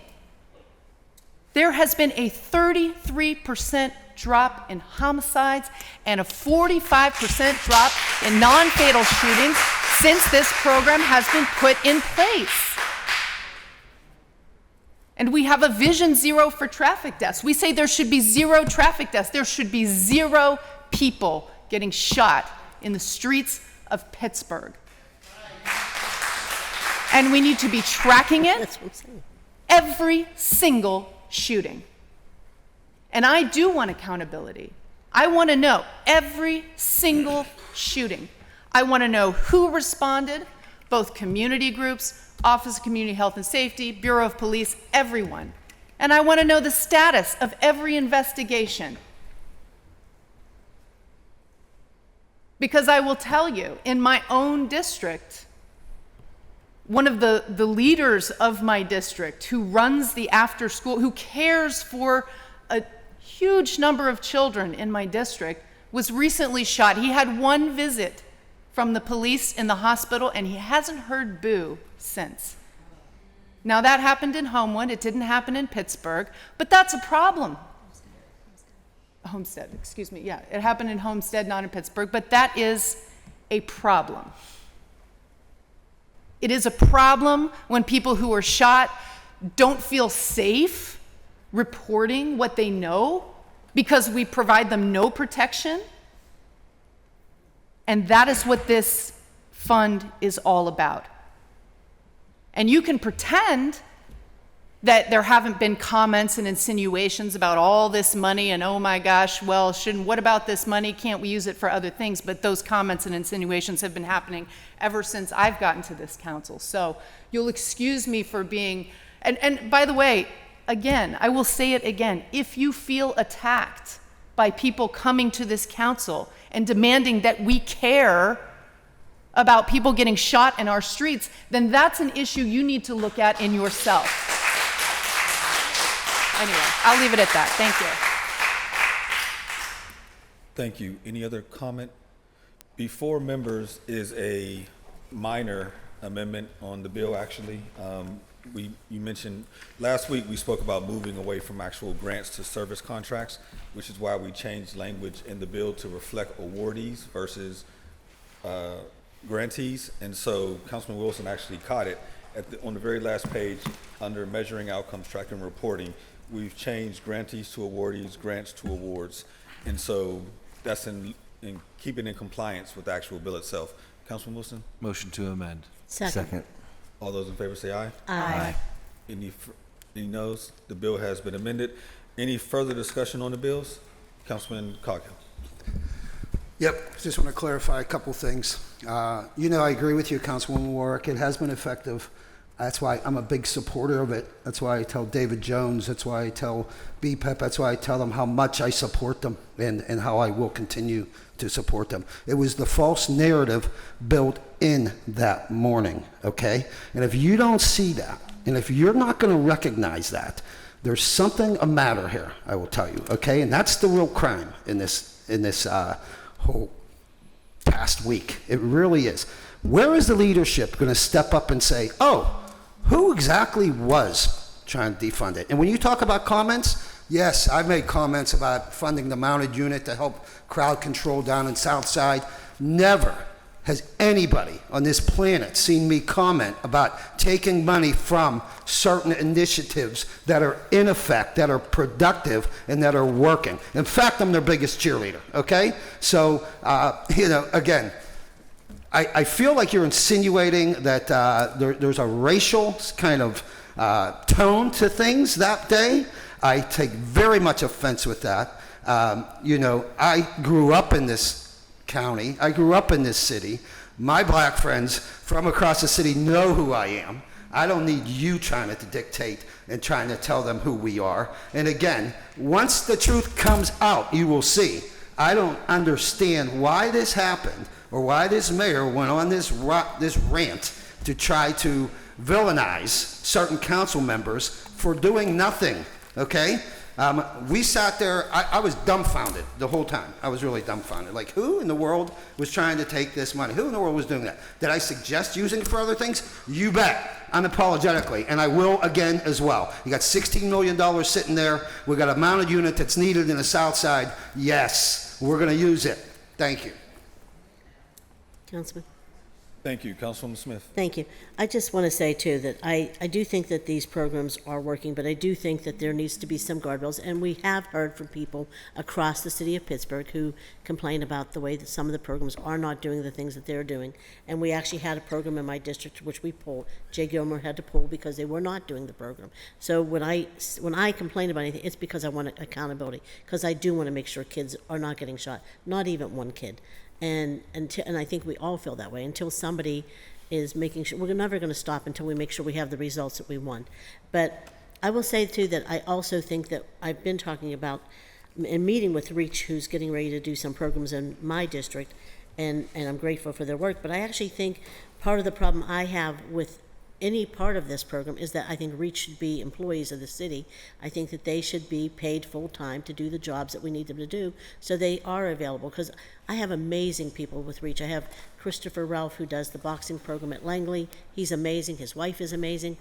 I have one of the people, Rick Jackson, who does a lot of programs in our area. I call them anytime something's going on in the community. I had to call them this past month. I had to call them 3-4 times because of things that are happening in my neighborhoods.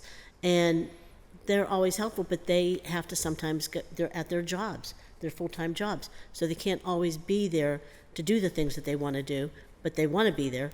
But I think if we had them full-time staff, as we do with our police officers, as we do with other people, then maybe we would have some better results. I also want to see more of OCHS in my community. I don't want to just see people doing programming, which we need. We also need some mental health help in several of our neighborhoods, in all of our neighborhoods. But for me, I think that the Stop the Violence Fund is something that I care a lot about, and I want to make sure it's yielding the results that people are expecting. Kids need us to make sure we're doing what's right. I'm always going to question funding. I don't care what it is. If you recall, I'm the one who questioned all the housing opportunity funds when they were coming before us and telling us that they needed the tax. And I know a lot of times people are making this a racial issue. Those groups were all predominantly white. But I question because I want to make sure we're yielding results, not because I doubt that people are doing their jobs, because I want to make sure we're yielding results and we're holding people accountable for the public dollars that they're getting. And I don't care who you are. If you're receiving public dollars, I'm going to look into what you're doing and why, and if you're doing and yielding the results that we expect. And that's across the board. And I do that every single day, every single week here at council. So, and I think our kids absolutely need us to do those things. And so I don't appreciate what happened last week and how misinformation was given out, because I think it was exploiting the public for something that was, as Councilman said, a false narrative. No one was taking the funding. Nobody was, the funding wasn't even on the table. We've never been asked to use the funding. The funding wasn't even here. This is just about legislation for accountability, which is what I've been asking for, so I'm thankful that you put this forward. With that said, I hope that now we can work together, stay focused on the kids, yield some results, and help our communities. Thank you. Councilman Wilson? Thank you, Mr. President.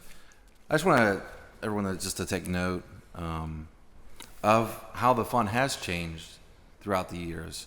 I'm looking at multiple things. Eviction prevention.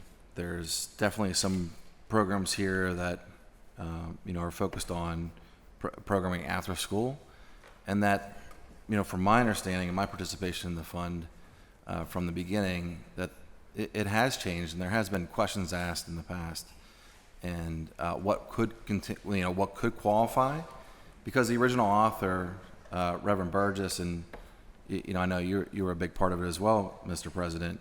But I remember conversations with Councilman Burgess about different programming that could happen, and it always came back to this fund wasn't created for that. It was created for everything that deals with gun violence.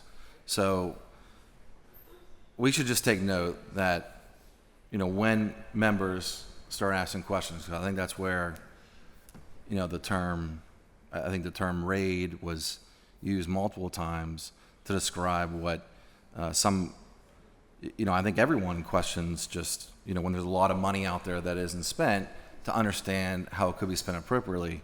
So I don't think it's wrong to ask questions. So there wasn't any official action that happened. I just think it's important to note that the fund has changed, and we should allow for good conversation about how the fund could change for the better in the future. I'm looking at multiple things here. Department of Parks and Rec.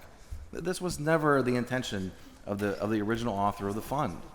And so if we continue to go on the road of just this division, we are never going to get to the place of zero. The goal, if the goal was zero, we may never get there if we don't actually have these open conversations. So while I appreciate the passion, the discourse on both sides, every side, what I would witness here, I do think the council has and this administration and the next administration must take a step back and understand that there is a better way, there is a better path, and there is a better way to have real leadership that gets us to a place where there is zero shootings, zero deaths from a shooting, zero homicides. And it is just what we're looking at in front of us, how it has evolved through time. So I ask, this council and the administration and the next administration, allow for those conversations. Don't turn it into simple words like raid. And with that, I just, I don't have anything further to say. Thank you for your, and also just thanks for the good conversations throughout the weekend and yesterday. Thanks. Absolutely. Any further discussion? Councilman Charlin and third round, Councilman Smith. Yeah, obviously this is something I think a lot of us have a lot to say on. So I had a listening session with my Hilltop leaders last night, folks from Beltoover, Knoxville, Arlington, Allentown, and we talked about this last night. And as I said to you before, I think one of my major concerns with this is I do not know what groups in my district can be funded from this. The most impactful groups that do the most work in my district that serve, again, predominantly Black communities, groups like Voices Against Violence, groups like Camp Fun, programs like AIM that, take a lot of credit for stopping the fighting that was happening after school at Carrick, walking kids downtown. None of those groups can be funded from this the way this is constructed. So The other thing that, constantly comes up in those listening sessions are that we in the South Hills are constantly forgotten. And this, again, is a program that I think was created without understanding the complexities and the needs of neighborhoods like Belts Hoover and Knoxville, Allentown, that don't have the infrastructure that other neighborhoods have. And that, the refrain of, why does the city keep forgetting us? Why does the city keep forgetting us? Kept coming up throughout that listening tour. And I think, again, we've developed a program here that has good intentions. I echo other comments. There was never an intent to raid this, but I would have liked to have the ability to work on this more so that we could tailor it to a citywide program that could serve all of the city and not forget programs that are impactful, that serve 150 after school or summer school kids at no funding the parents don't have to pay, that we have to put the cap on for the first time here in Voices Against Violence. And groups like Camp Fun and groups like AIM that really do this work, that are out in the streets, and yet I don't see a way that we're going to be able to fund them as currently written. So I was disappointed to see debate cut off last time, because this might work for other people's districts, but I don't see how this can help the programs in my neighborhoods that are predominantly Black, how they can be served by this. We're going to try to figure out and put together some Mickey Mouse things from our neighborhoods so that we can put together a good application here. But I'm again seeing our neighborhoods be forgotten here, and that's what really I think disappoints me the most with the way this is written currently. Again, I don't, as other members said, I don't think there was ever an intention for a rate of the fund or for us to, I had people call me yesterday, do you support the Stop the Violence program? Of course I do. This is not a binary, do you support this or do you not support this? My question is, how do I get dollars into the programs that have the most impact in my district? And as we all know, foundation money and federal money is getting harder and harder to find. I think this could be a program that could help get to the root causes of violence in my district. Unfortunately, as it's written right now, I'm not sure that that's the case. And that's really what upsets me and I think doesn't serve my district well. So, thank you. Thank you. Councilwoman Smith. Thank you. I just want to say, Councilman Charlton, I'd be happy to work with you, and I think we could put some amendments in to make sure we're getting funding across the city, and we should be doing that. It shouldn't matter where you're from. It should matter that you need help and that we're providing that kind of help. So I'm happy to work with you on those amendments. But I also want to say, just briefly, that I have a program working with REACH. We have a program coming up in Sheridan where they're going to start a basketball program down in Sheridan. So I'm inviting you all to come join us for a couple of days and come pitch in and see what REACH is doing in my community. Thank you. Thank you. Councilman Wilson. I forgot to mention my big example, which is the 40% for OCHS. Just going back to my comments, how the fund has changed. 40% for Office of Community Health and Safety, I support it, but it was never the intention of the fund. That was just created through time. It was something that was a real conversation that happened on how we would fund this in the future. And, a program that was started and evolved. Now it has, I think, upwards of 60 employees in the office. So I'm just saying, we just need to take a step back when we try and, when elected officials go down the road of trying to reduce it to something that, reduce an argument about the way funds should be used to simple words and just remember the history of the fund. And there is real progress being made to make sure that the fund evolves appropriately to solve those issues. And I just want to make sure I mention the largest adjustment to the fund in the history of the fund, 40% to Office of Community Health and Safety. That was never never the original intention of the fund.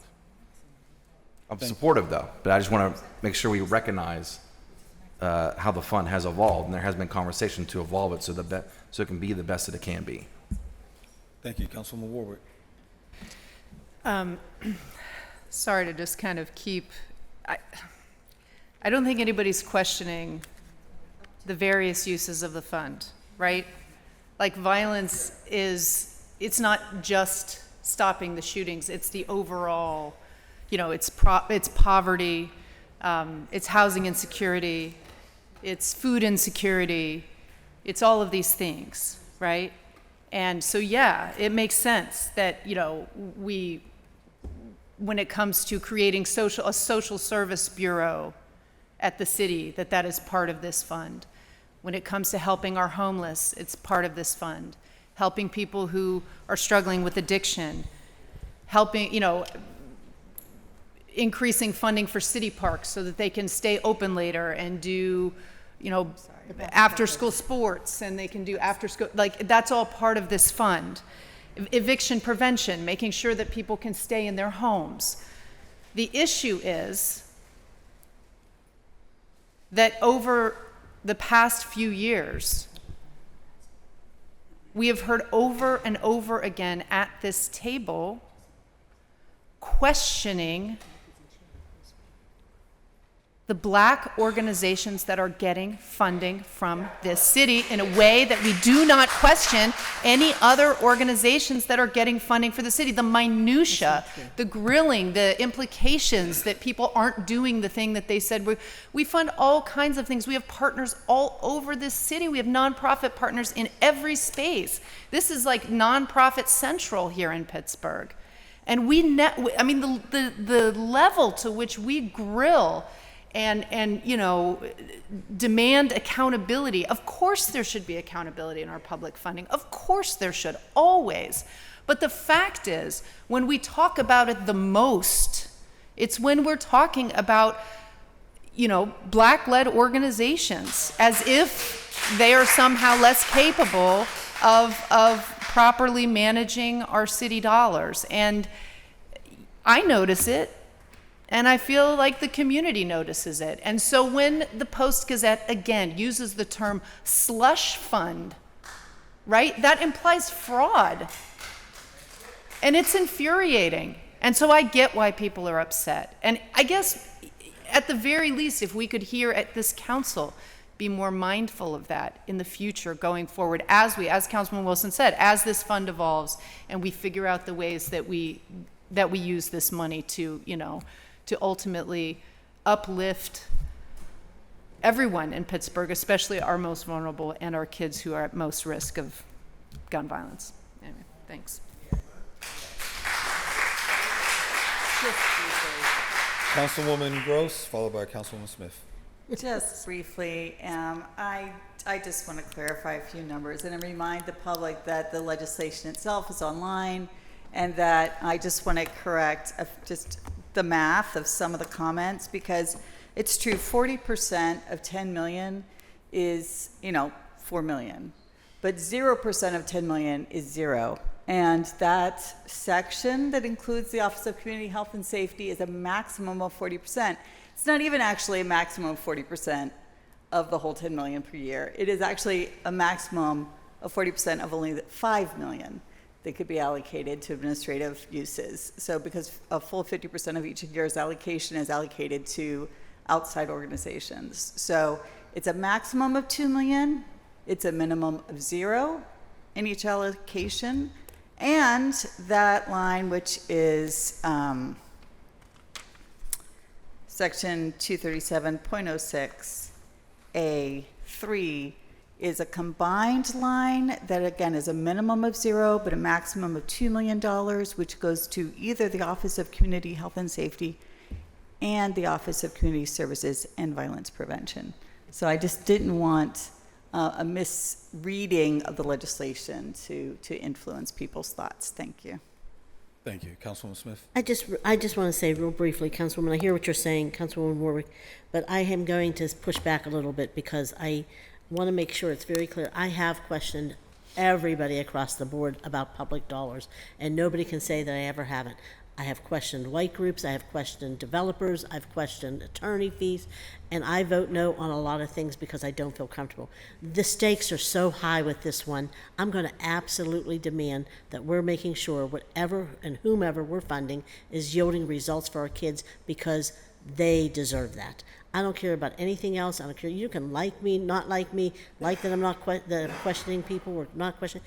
I don't care. I care that we yield results for our kids, period. And that's what I'm going to continue to do. Thank you. Thank you. Any further discussion? Briefly, I'll simply say, Councilman Charlin, one, I know there are organizations in your district that currently receive funding from this. Two, your concern about other organizations not being able to qualify, and we did have this conversation briefly at your office. I believe you're misreading something, because I believe the organizations in your district can absolutely qualify for funding, and I'd be more than willing to sit with you and those organizations to walk through how. So I believe they can absolutely receive the funding, the organizations that you're most concerned about. So I just wanted to say that for the record. Two, I've always said there's sort of two parts to this conversation, right? There's the good governance piece, which is what we did last week, sort of the guardrails being put in place. And then there's going to be a full conversation on how to spend down the dollars. And I think that's when we will absolutely collectively have a very robust conversation of what that looks like and how that looks like. I'll say up front to Councilman Wilson, to your earlier point, when this fund was originally created, the original intent was that 100% of the funding would absolutely leave government and go into the communities to be utilized there. Along the way, concessions have been made, and yes, now OCH is funded through this. I will say up front, I will argue when we get into that part of the conversation that every penny possible should be leaving here and going into the organizations that, as Councilman Charlton, you say, are on the ground doing the actual real work, and not a penny less. So that'll be my position up front, that we shouldn't be using it for any other service other than violence prevention work. Councilman Mosley. Yeah, just really briefly, first I want to thank you for your leadership and your partnership in this endeavor to strengthen, and codify a public health response to the Stop the Violence Fund. I want to thank my fellow members for the unanimous support on Wednesday, and look forward to the support in the vote we're about to make in a few minutes. And I want to say to Councilman Charlin, as you know, I have very deep roots in Beltsuver.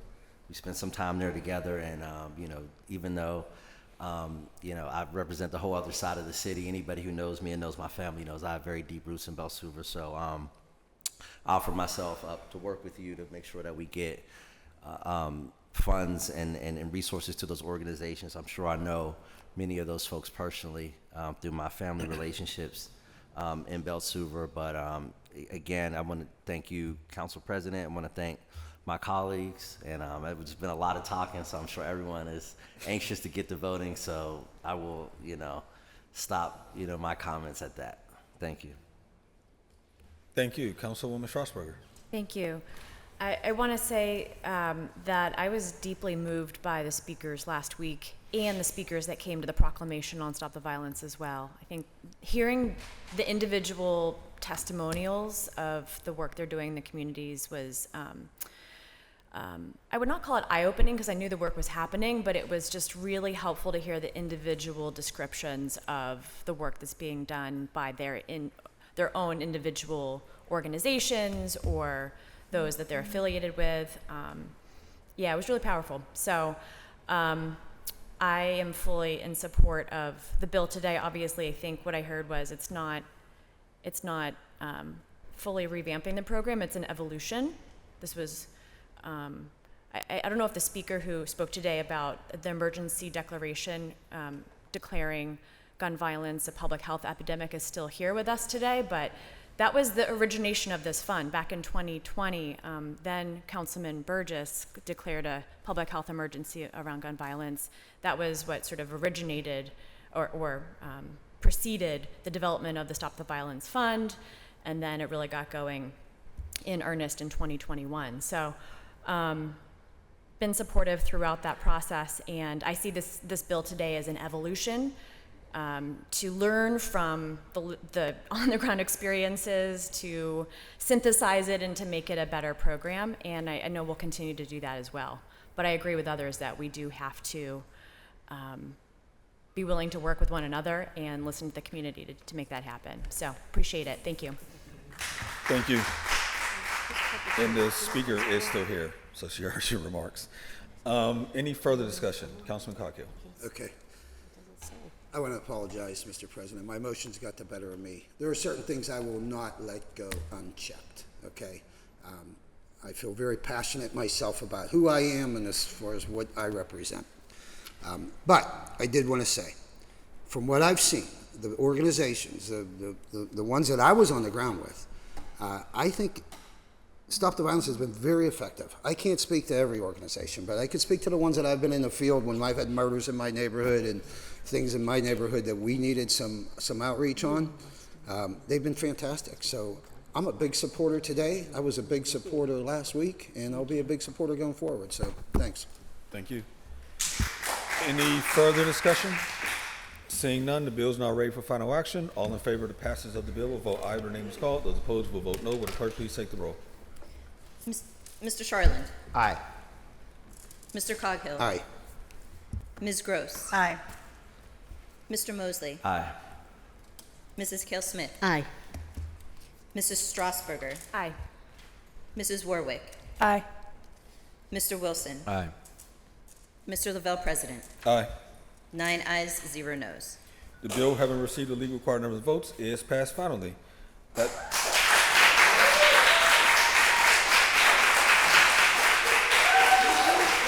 Thank you. That takes us to Councilwoman Barbara Ward, presenting the Committee of Public Works and Infrastructure. Thank you, Mr. President. Thank you.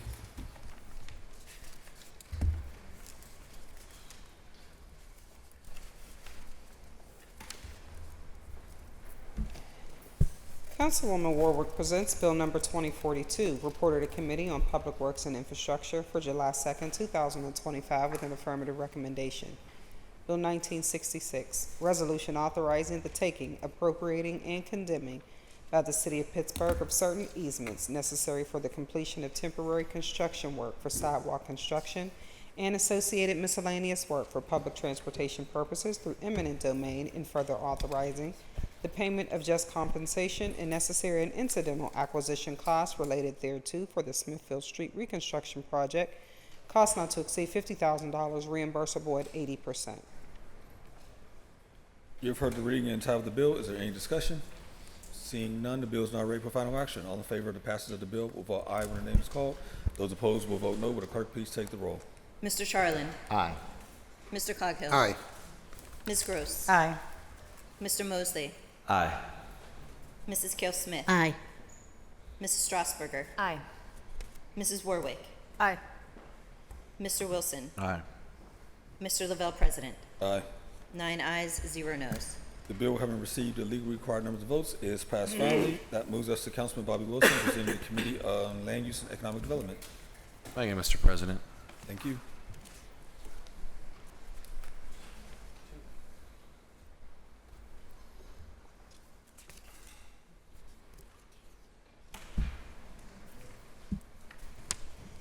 Councilman Wilson presents Bill Number 2043, reported to Committee on Land Use and Economic Development for July 2nd, 2025, with a negative recommendation. Bill Number 1284, ordinance amending the Pittsburgh Code of Ordinances, Title 9, Zoning, Article 3, Overlay Zoning District, Chapter 907, Development Overlay Districts, to amend Section 90704 IZO, Inclusionary Housing Overlay District, Article 4, Planning Districts, Chapter 910, Downtown Districts, to amend Section 91001 GT, Golden Triangle District, Article 5, Use Regulations, Chapter 911, Primary Uses, to amend Section 91104, Use Standards, and Article 6, Development Standards, Chapter 915, Environmental Performance Standards, to amend Section 91507, Performance Point System. Bill. Roll call vote. I'm going to explain the vote on 1284. Yes, I was going to take Bill 1284 first, and that's the one that received the negative recommendation. So if you vote Aye, you're in favor of the negative recommendation. If you vote no, then you're against the negative recommendation. I'll be voting aye. So we're just doing the one bill? Yeah, I didn't want That's- members to be okay. confused All right. if we took them all together. That's Mr. Charland, No. Mr. Coghill. No. Ms. Gross. Aye. Mr. Mosley. Aye. Mrs. Kale Smith. Aye. Mrs. Strasburger. Aye. Mrs. Warwick. Aye. Mr. Wilson. Aye. Mr. Lavelle, President. aye. 7 ayes, 2 noes. Bill 1284 has received affirmative recommendation. Final passage. Now we'll take the rest of the bills. Bill 2044. Reported to Committee on Land Use and Economic Development for July 2nd, 2025 with an affirmative recommendation. Bill 1770. Excuse me.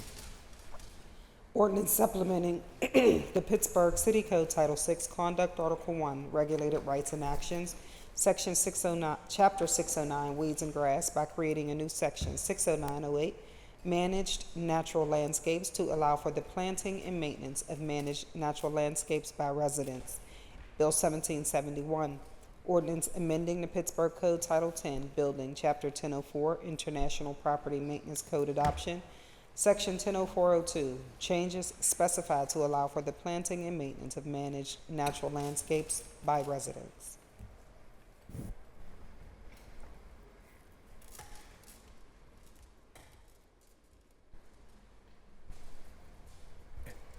Mr. Charland. Aye. Mr. Coghill. Aye. Ms. Gross. Aye. Mr. Mosley. Aye. Mrs. Kale Smith. Aye. Mrs. Strasburger. Aye. Mrs. Warwick. Aye. Mr. Wilson. Aye. Mr. Lavelle, President. Aye. 9 ayes, 0 noes. The bill, having received the required number of votes, is passed finally. That takes us to motions and resolutions. Anything from members? Councilwoman Smith? Thank you. I just been really, I want to talk a little bit about what happened with our Sergeant at Arms, because I do know how people feel. I know that it seems to people that he's done something. And I'm just going to talk about this really. First of all, I was surprised to read the letter, the statement. I actually got it from somebody in the community. It never came to council. And actually, an action like that, calling for an investigation, is actually a vote of council. It has to be a vote. It has to be voted on, and it wasn't. And so but regardless of what that, and I actually have it from an attorney, so I do know it has to be voted on.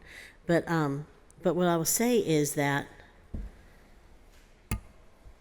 you know, I want to be very clear.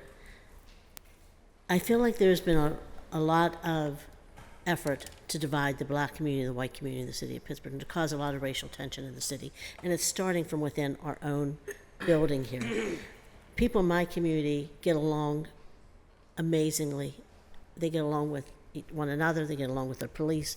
They get along with people who are elected. They're just good people for the most part. And when I hear people, I've spent my whole life trying to bring people together and to not use things to divide us, because I've always believed in people using that theory to divide and conquer us. And one time I actually lost a job over it, because I bought the Hill District and Squirrel Hill together. And, you know, foundations quit funding my position because of it. So I'm always extremely sensitive to it, extremely aware of some of the things that happen. Now, I do understand if I were black sitting in council chambers and I saw police calling for another police officer, I might have thought the same thing, what's going on here? But because I know our policies and procedures, because I know that we've had 2 officers here all the time, I know that there was an officer on light duty that day. I know that John, I could hear him, he was worried about something with the women who were sitting at the other council members who were sitting at the one end of the table, people walking behind them. He was giving directives to go behind the line. And I know that not only he called he called his supervisor, which is his responsibility. He's called somebody else, but the fact that he wasn't even nobody even discussed it with him, and said, "Hey, John, what's going on?" Because I remember at one time he was giving tickets out to the mayor's office, and I said, "What are you doing?" Well, at the time it was the council's clerk, Brenda, when she was here, who was telling him to issue the citations, and I had to explain to him that you don't give citations to your boss, but I think he just was like trying to follow the rules, and I think there's a lot of people. When you are the sergeant at arms, there are a lot of protocols that you're told to follow. But there's always been two police officers in this chamber for the last several years. And I want people to know it was not, I don't believe at all that it was because of who was here or why they were here, because I've been here long enough that I remember during the bills that we had for the gun violence, or the gun lobbyist, when they were all coming in here. I don't know if council members realized this at the time, but we had SWAT sitting in the mayor's office waiting to come through here in case they did anything, even though they're not allowed to bring their guns up here. They didn't bring their guns up here. We had, during that whole time period, it was like off and on things had happened. We had bomb-sniffing dogs walking the building, and we had snipers in the building. That was a lot, and they were hit too up here. They were passionate too, and they were speaking really hard for the gun lobbyist and whatever. And I'll be honest, I felt a little bit uneasy because I just didn't know the people, and they did seem like extremely passionate when it was the gun lobbyist. And the day that when people came here to speak on Stop the Violence, the only thing that made me feel uncomfortable is that they were given such misinformation, that there was nobody. People always talk about allocating and moving money and doing different things. One of the things I did hear was that somebody wanted to put money in for an ambulance, and I don't think that was a bad idea, because if kids are getting shot, they need to get to the hospital. Our ambulances are breaking down on the way to the hospital. So time is of the essence. So I think sometimes it's the conversations we're having and the explanations people need to hear. People, for the most part, are reasonable and they want to hear stuff. But in terms of the police officer, I want to say that there's usually two people. His job is to protect all of council. People are supposed to stay behind the line, and he protects all the clerk's office, all the camera crews, and all the visitors. When he calls for help, it's for them too. It's not against them, it's for them, because you don't know who's in the building. You don't know everybody that's coming through. And more than anything, I will say, he's calling for two people for over 100 people that were here that day. The mayor has two people guarding his body every single day. And nobody's saying that's overstaffing. It was a staffing issue, not a call for help. It was a call for staffing. And I think if we look at it the way I believe it was intended, then that's a little bit different. Now, I would understand if it were otherwise. And I can tell you, I have fought against and actually sent emails and letters trying to get an officer fired who I believed was doing something different than that. So if I felt that was the case in this with John, I would certainly have said something. But I would have called him into my office first. And I just want to say, I don't want him or anyone who protects city council, our visitors, our clerk's office, our employees, to ever start second-guessing themselves, because now they're going to be fearful that they're going to be... He didn't even know that he was all over social media. And the way I just think if you know him, you know that he is truly one of those people that he saved a man's life before. He's truly one of those people that would actually literally take a bullet for you. And I think he deserved at least a conversation. And I just want to say that part. I understand if you felt like there was a concern. I want you to address it. I just really would have hoped that we would have done it, and like we would do with anybody else that's here, we would have a conversation with them. And I think given what he has done for this council, and he has been the one who put panic buttons in. He took training with the FBI.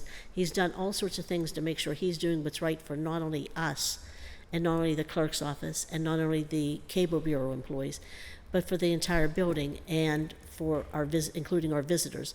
And he actually helped me when there was somebody trying to get into the mayor's office to try to protect the mayor. So I think he takes his job very seriously. And I just want to be clear that, if you're talking about it being overkill because there were two people, We do that every single day, and I would never want the mayor not to have two people, because I have a phone message that I've saved where somebody called my phone ranting about the mayor, and I gave it to the police and me. He written about me and the mayor.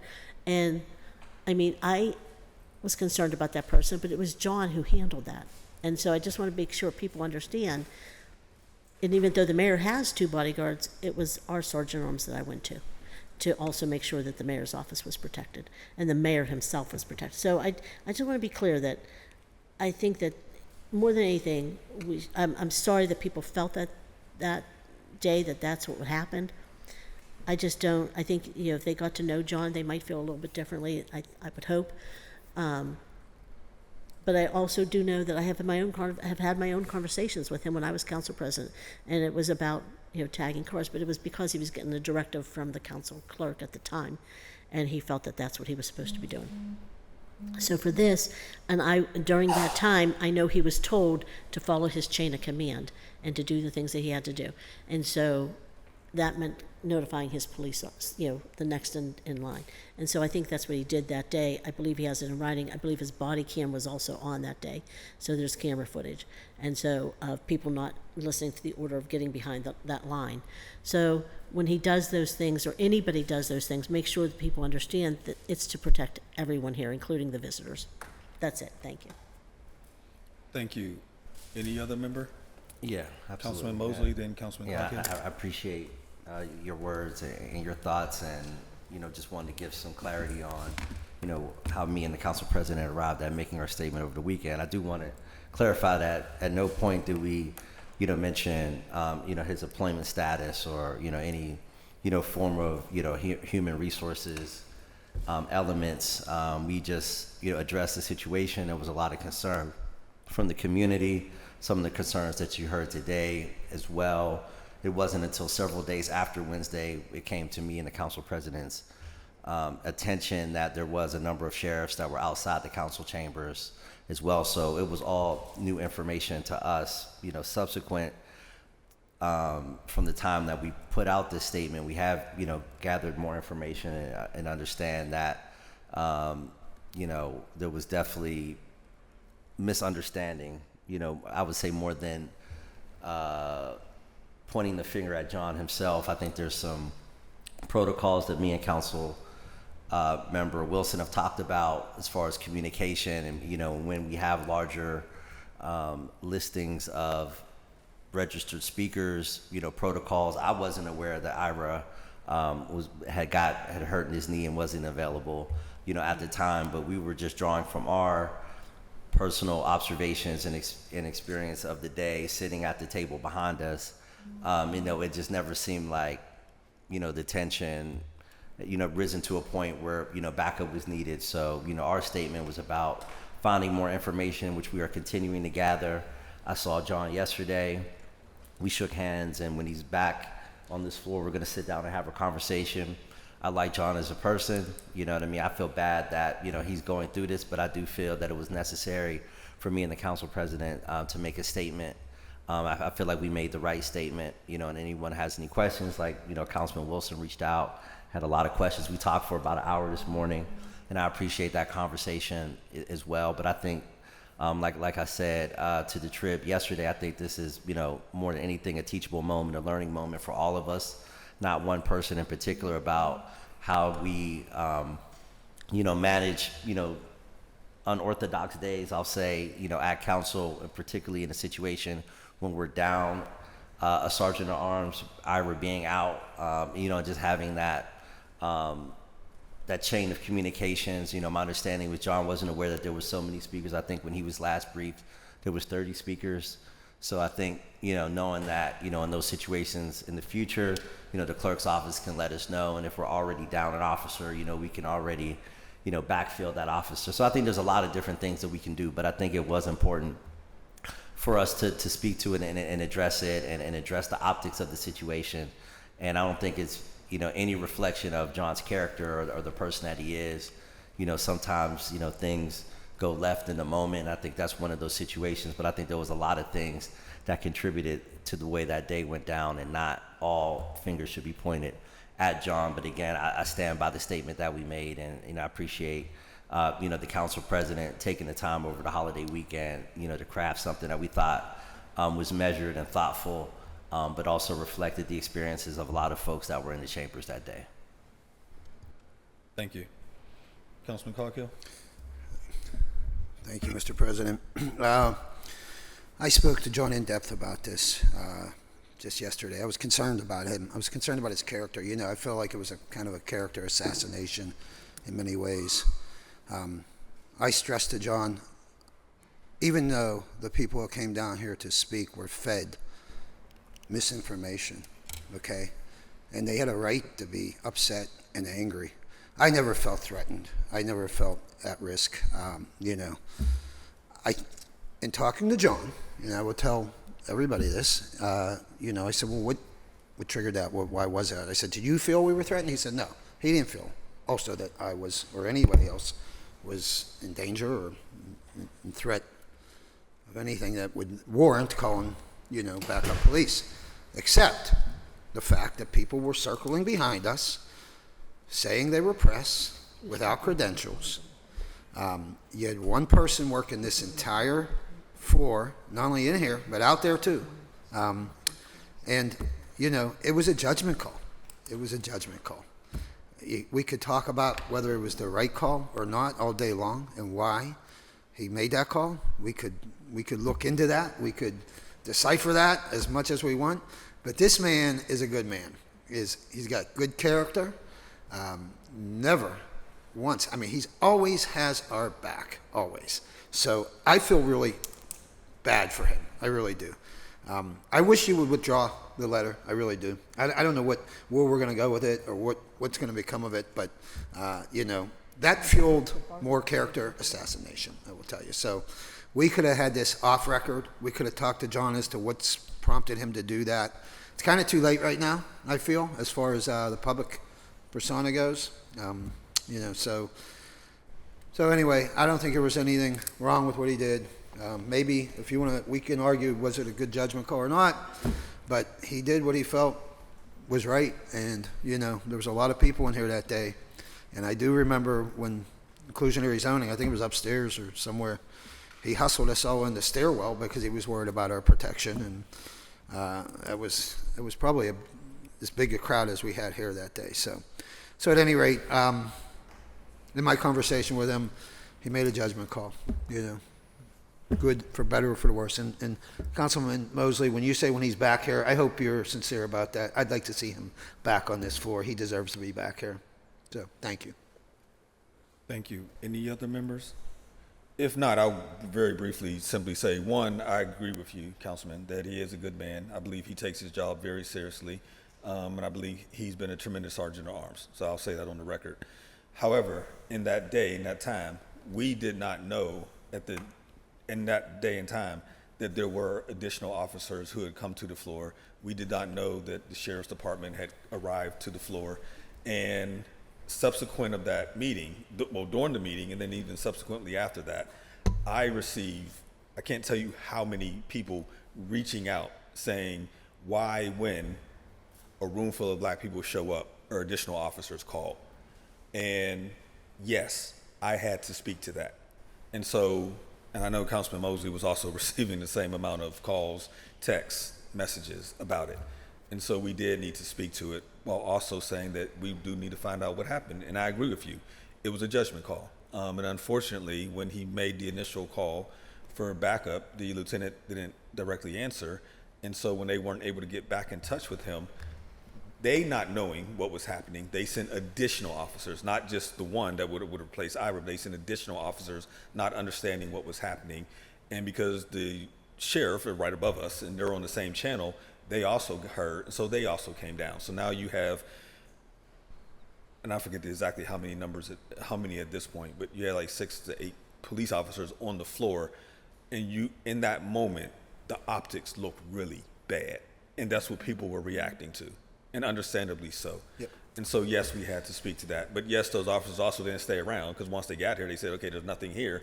And they shortly then left. So I've spoken with both Commander Novacell, who's over at Zone 2, as well as Lee Smith. And I've told them both, I'm not looking for any punishment. I'm not looking for him to be punished in any form or way. And I do believe he should absolutely be back here on the floor serving us. And I do believe we also probably need to have better protocol in place collectively across the board for if and when things like that are happening, how do we communicate that? A good example would be when he communicated with Councilwoman Strasburger that people were blocking the door, right? And he asked her to speak to the individual saying, please don't block the door. That was a good thing to do. It'd probably also be a good thing for one of us to be communicated with, we're going to call for backup. And then let's have a conversation about what that looks like and how that takes effect. So all that being said, we had to speak to both the optics of it as well as the reality of what happened. And I absolutely expect him to be back here. Councilman? Understood completely. Completely agree with you. And that's the type of calm and reasoning we need moving forward, I will tell you. You know, so I hope we all can sit down and talk about the actions there and what the new protocol, what it may or may not look like. But that's the way to move forward. I appreciate your answers, and I appreciate you fronting that. Thank you. Thank you. Councilwoman Warwick. Just quickly, I think that it raises another topic which has come up at least a couple of times in the past years, and that is, you know, the coordination between the Pittsburgh Bureau of Police, the county, right? I mean, we do have lots of law enforcement resources at our disposal, but it is very important that, you know, when another body is called in, that response is careful and measured. I mean, I think to the incident, I believe it was in Garfield a couple years ago, where we basically just had, I don't know how many officers just shooting up a neighborhood. I mean, it was insanity, right, for one person who was holed up in a house. And that, I mean, again, this is my interpretation just from the outside, but it just seemed like there was a call for help, for backup, and then it was just like it descended and then kind of became, you know, a bit of a free-for-all. And so that, I think that it is good. I think that coordination between, especially, you know, when resources are stretched, in every way, coordination between municipalities, the county, the city. I mean, you know, we should not be operating in silos, but it feels like there is some work that we could do at the city to coordinate better with the county and make sure that when that backup is called, that those protocols are in place so that we are getting the reinforcements that we need, right? Not just kind of whatever, you know, uncertainty about what is needed and a little chaotic and then resulting in not the proper response. So, thanks. Thank you. Anything else from members? If not, we have meeting announcements. This afternoon at 2 o'clock, Council will hold a cablecast public hearing on Bill 1723 and 1698 relative to zoning of Bakery Square. Speaker registration will close at noon today. Tomorrow, Wednesday, July 9th at 10 a.m., Council will hold our standing committee meeting. Speaker registration will close at 9. Also tomorrow afternoon at 2, Council will hold a briefing on the comprehensive plan educational, and tomorrow evening at 6, Council will hold a cablecast public hearing on the trash situation in Pittsburgh. Speaker registration will close at 4 p.m.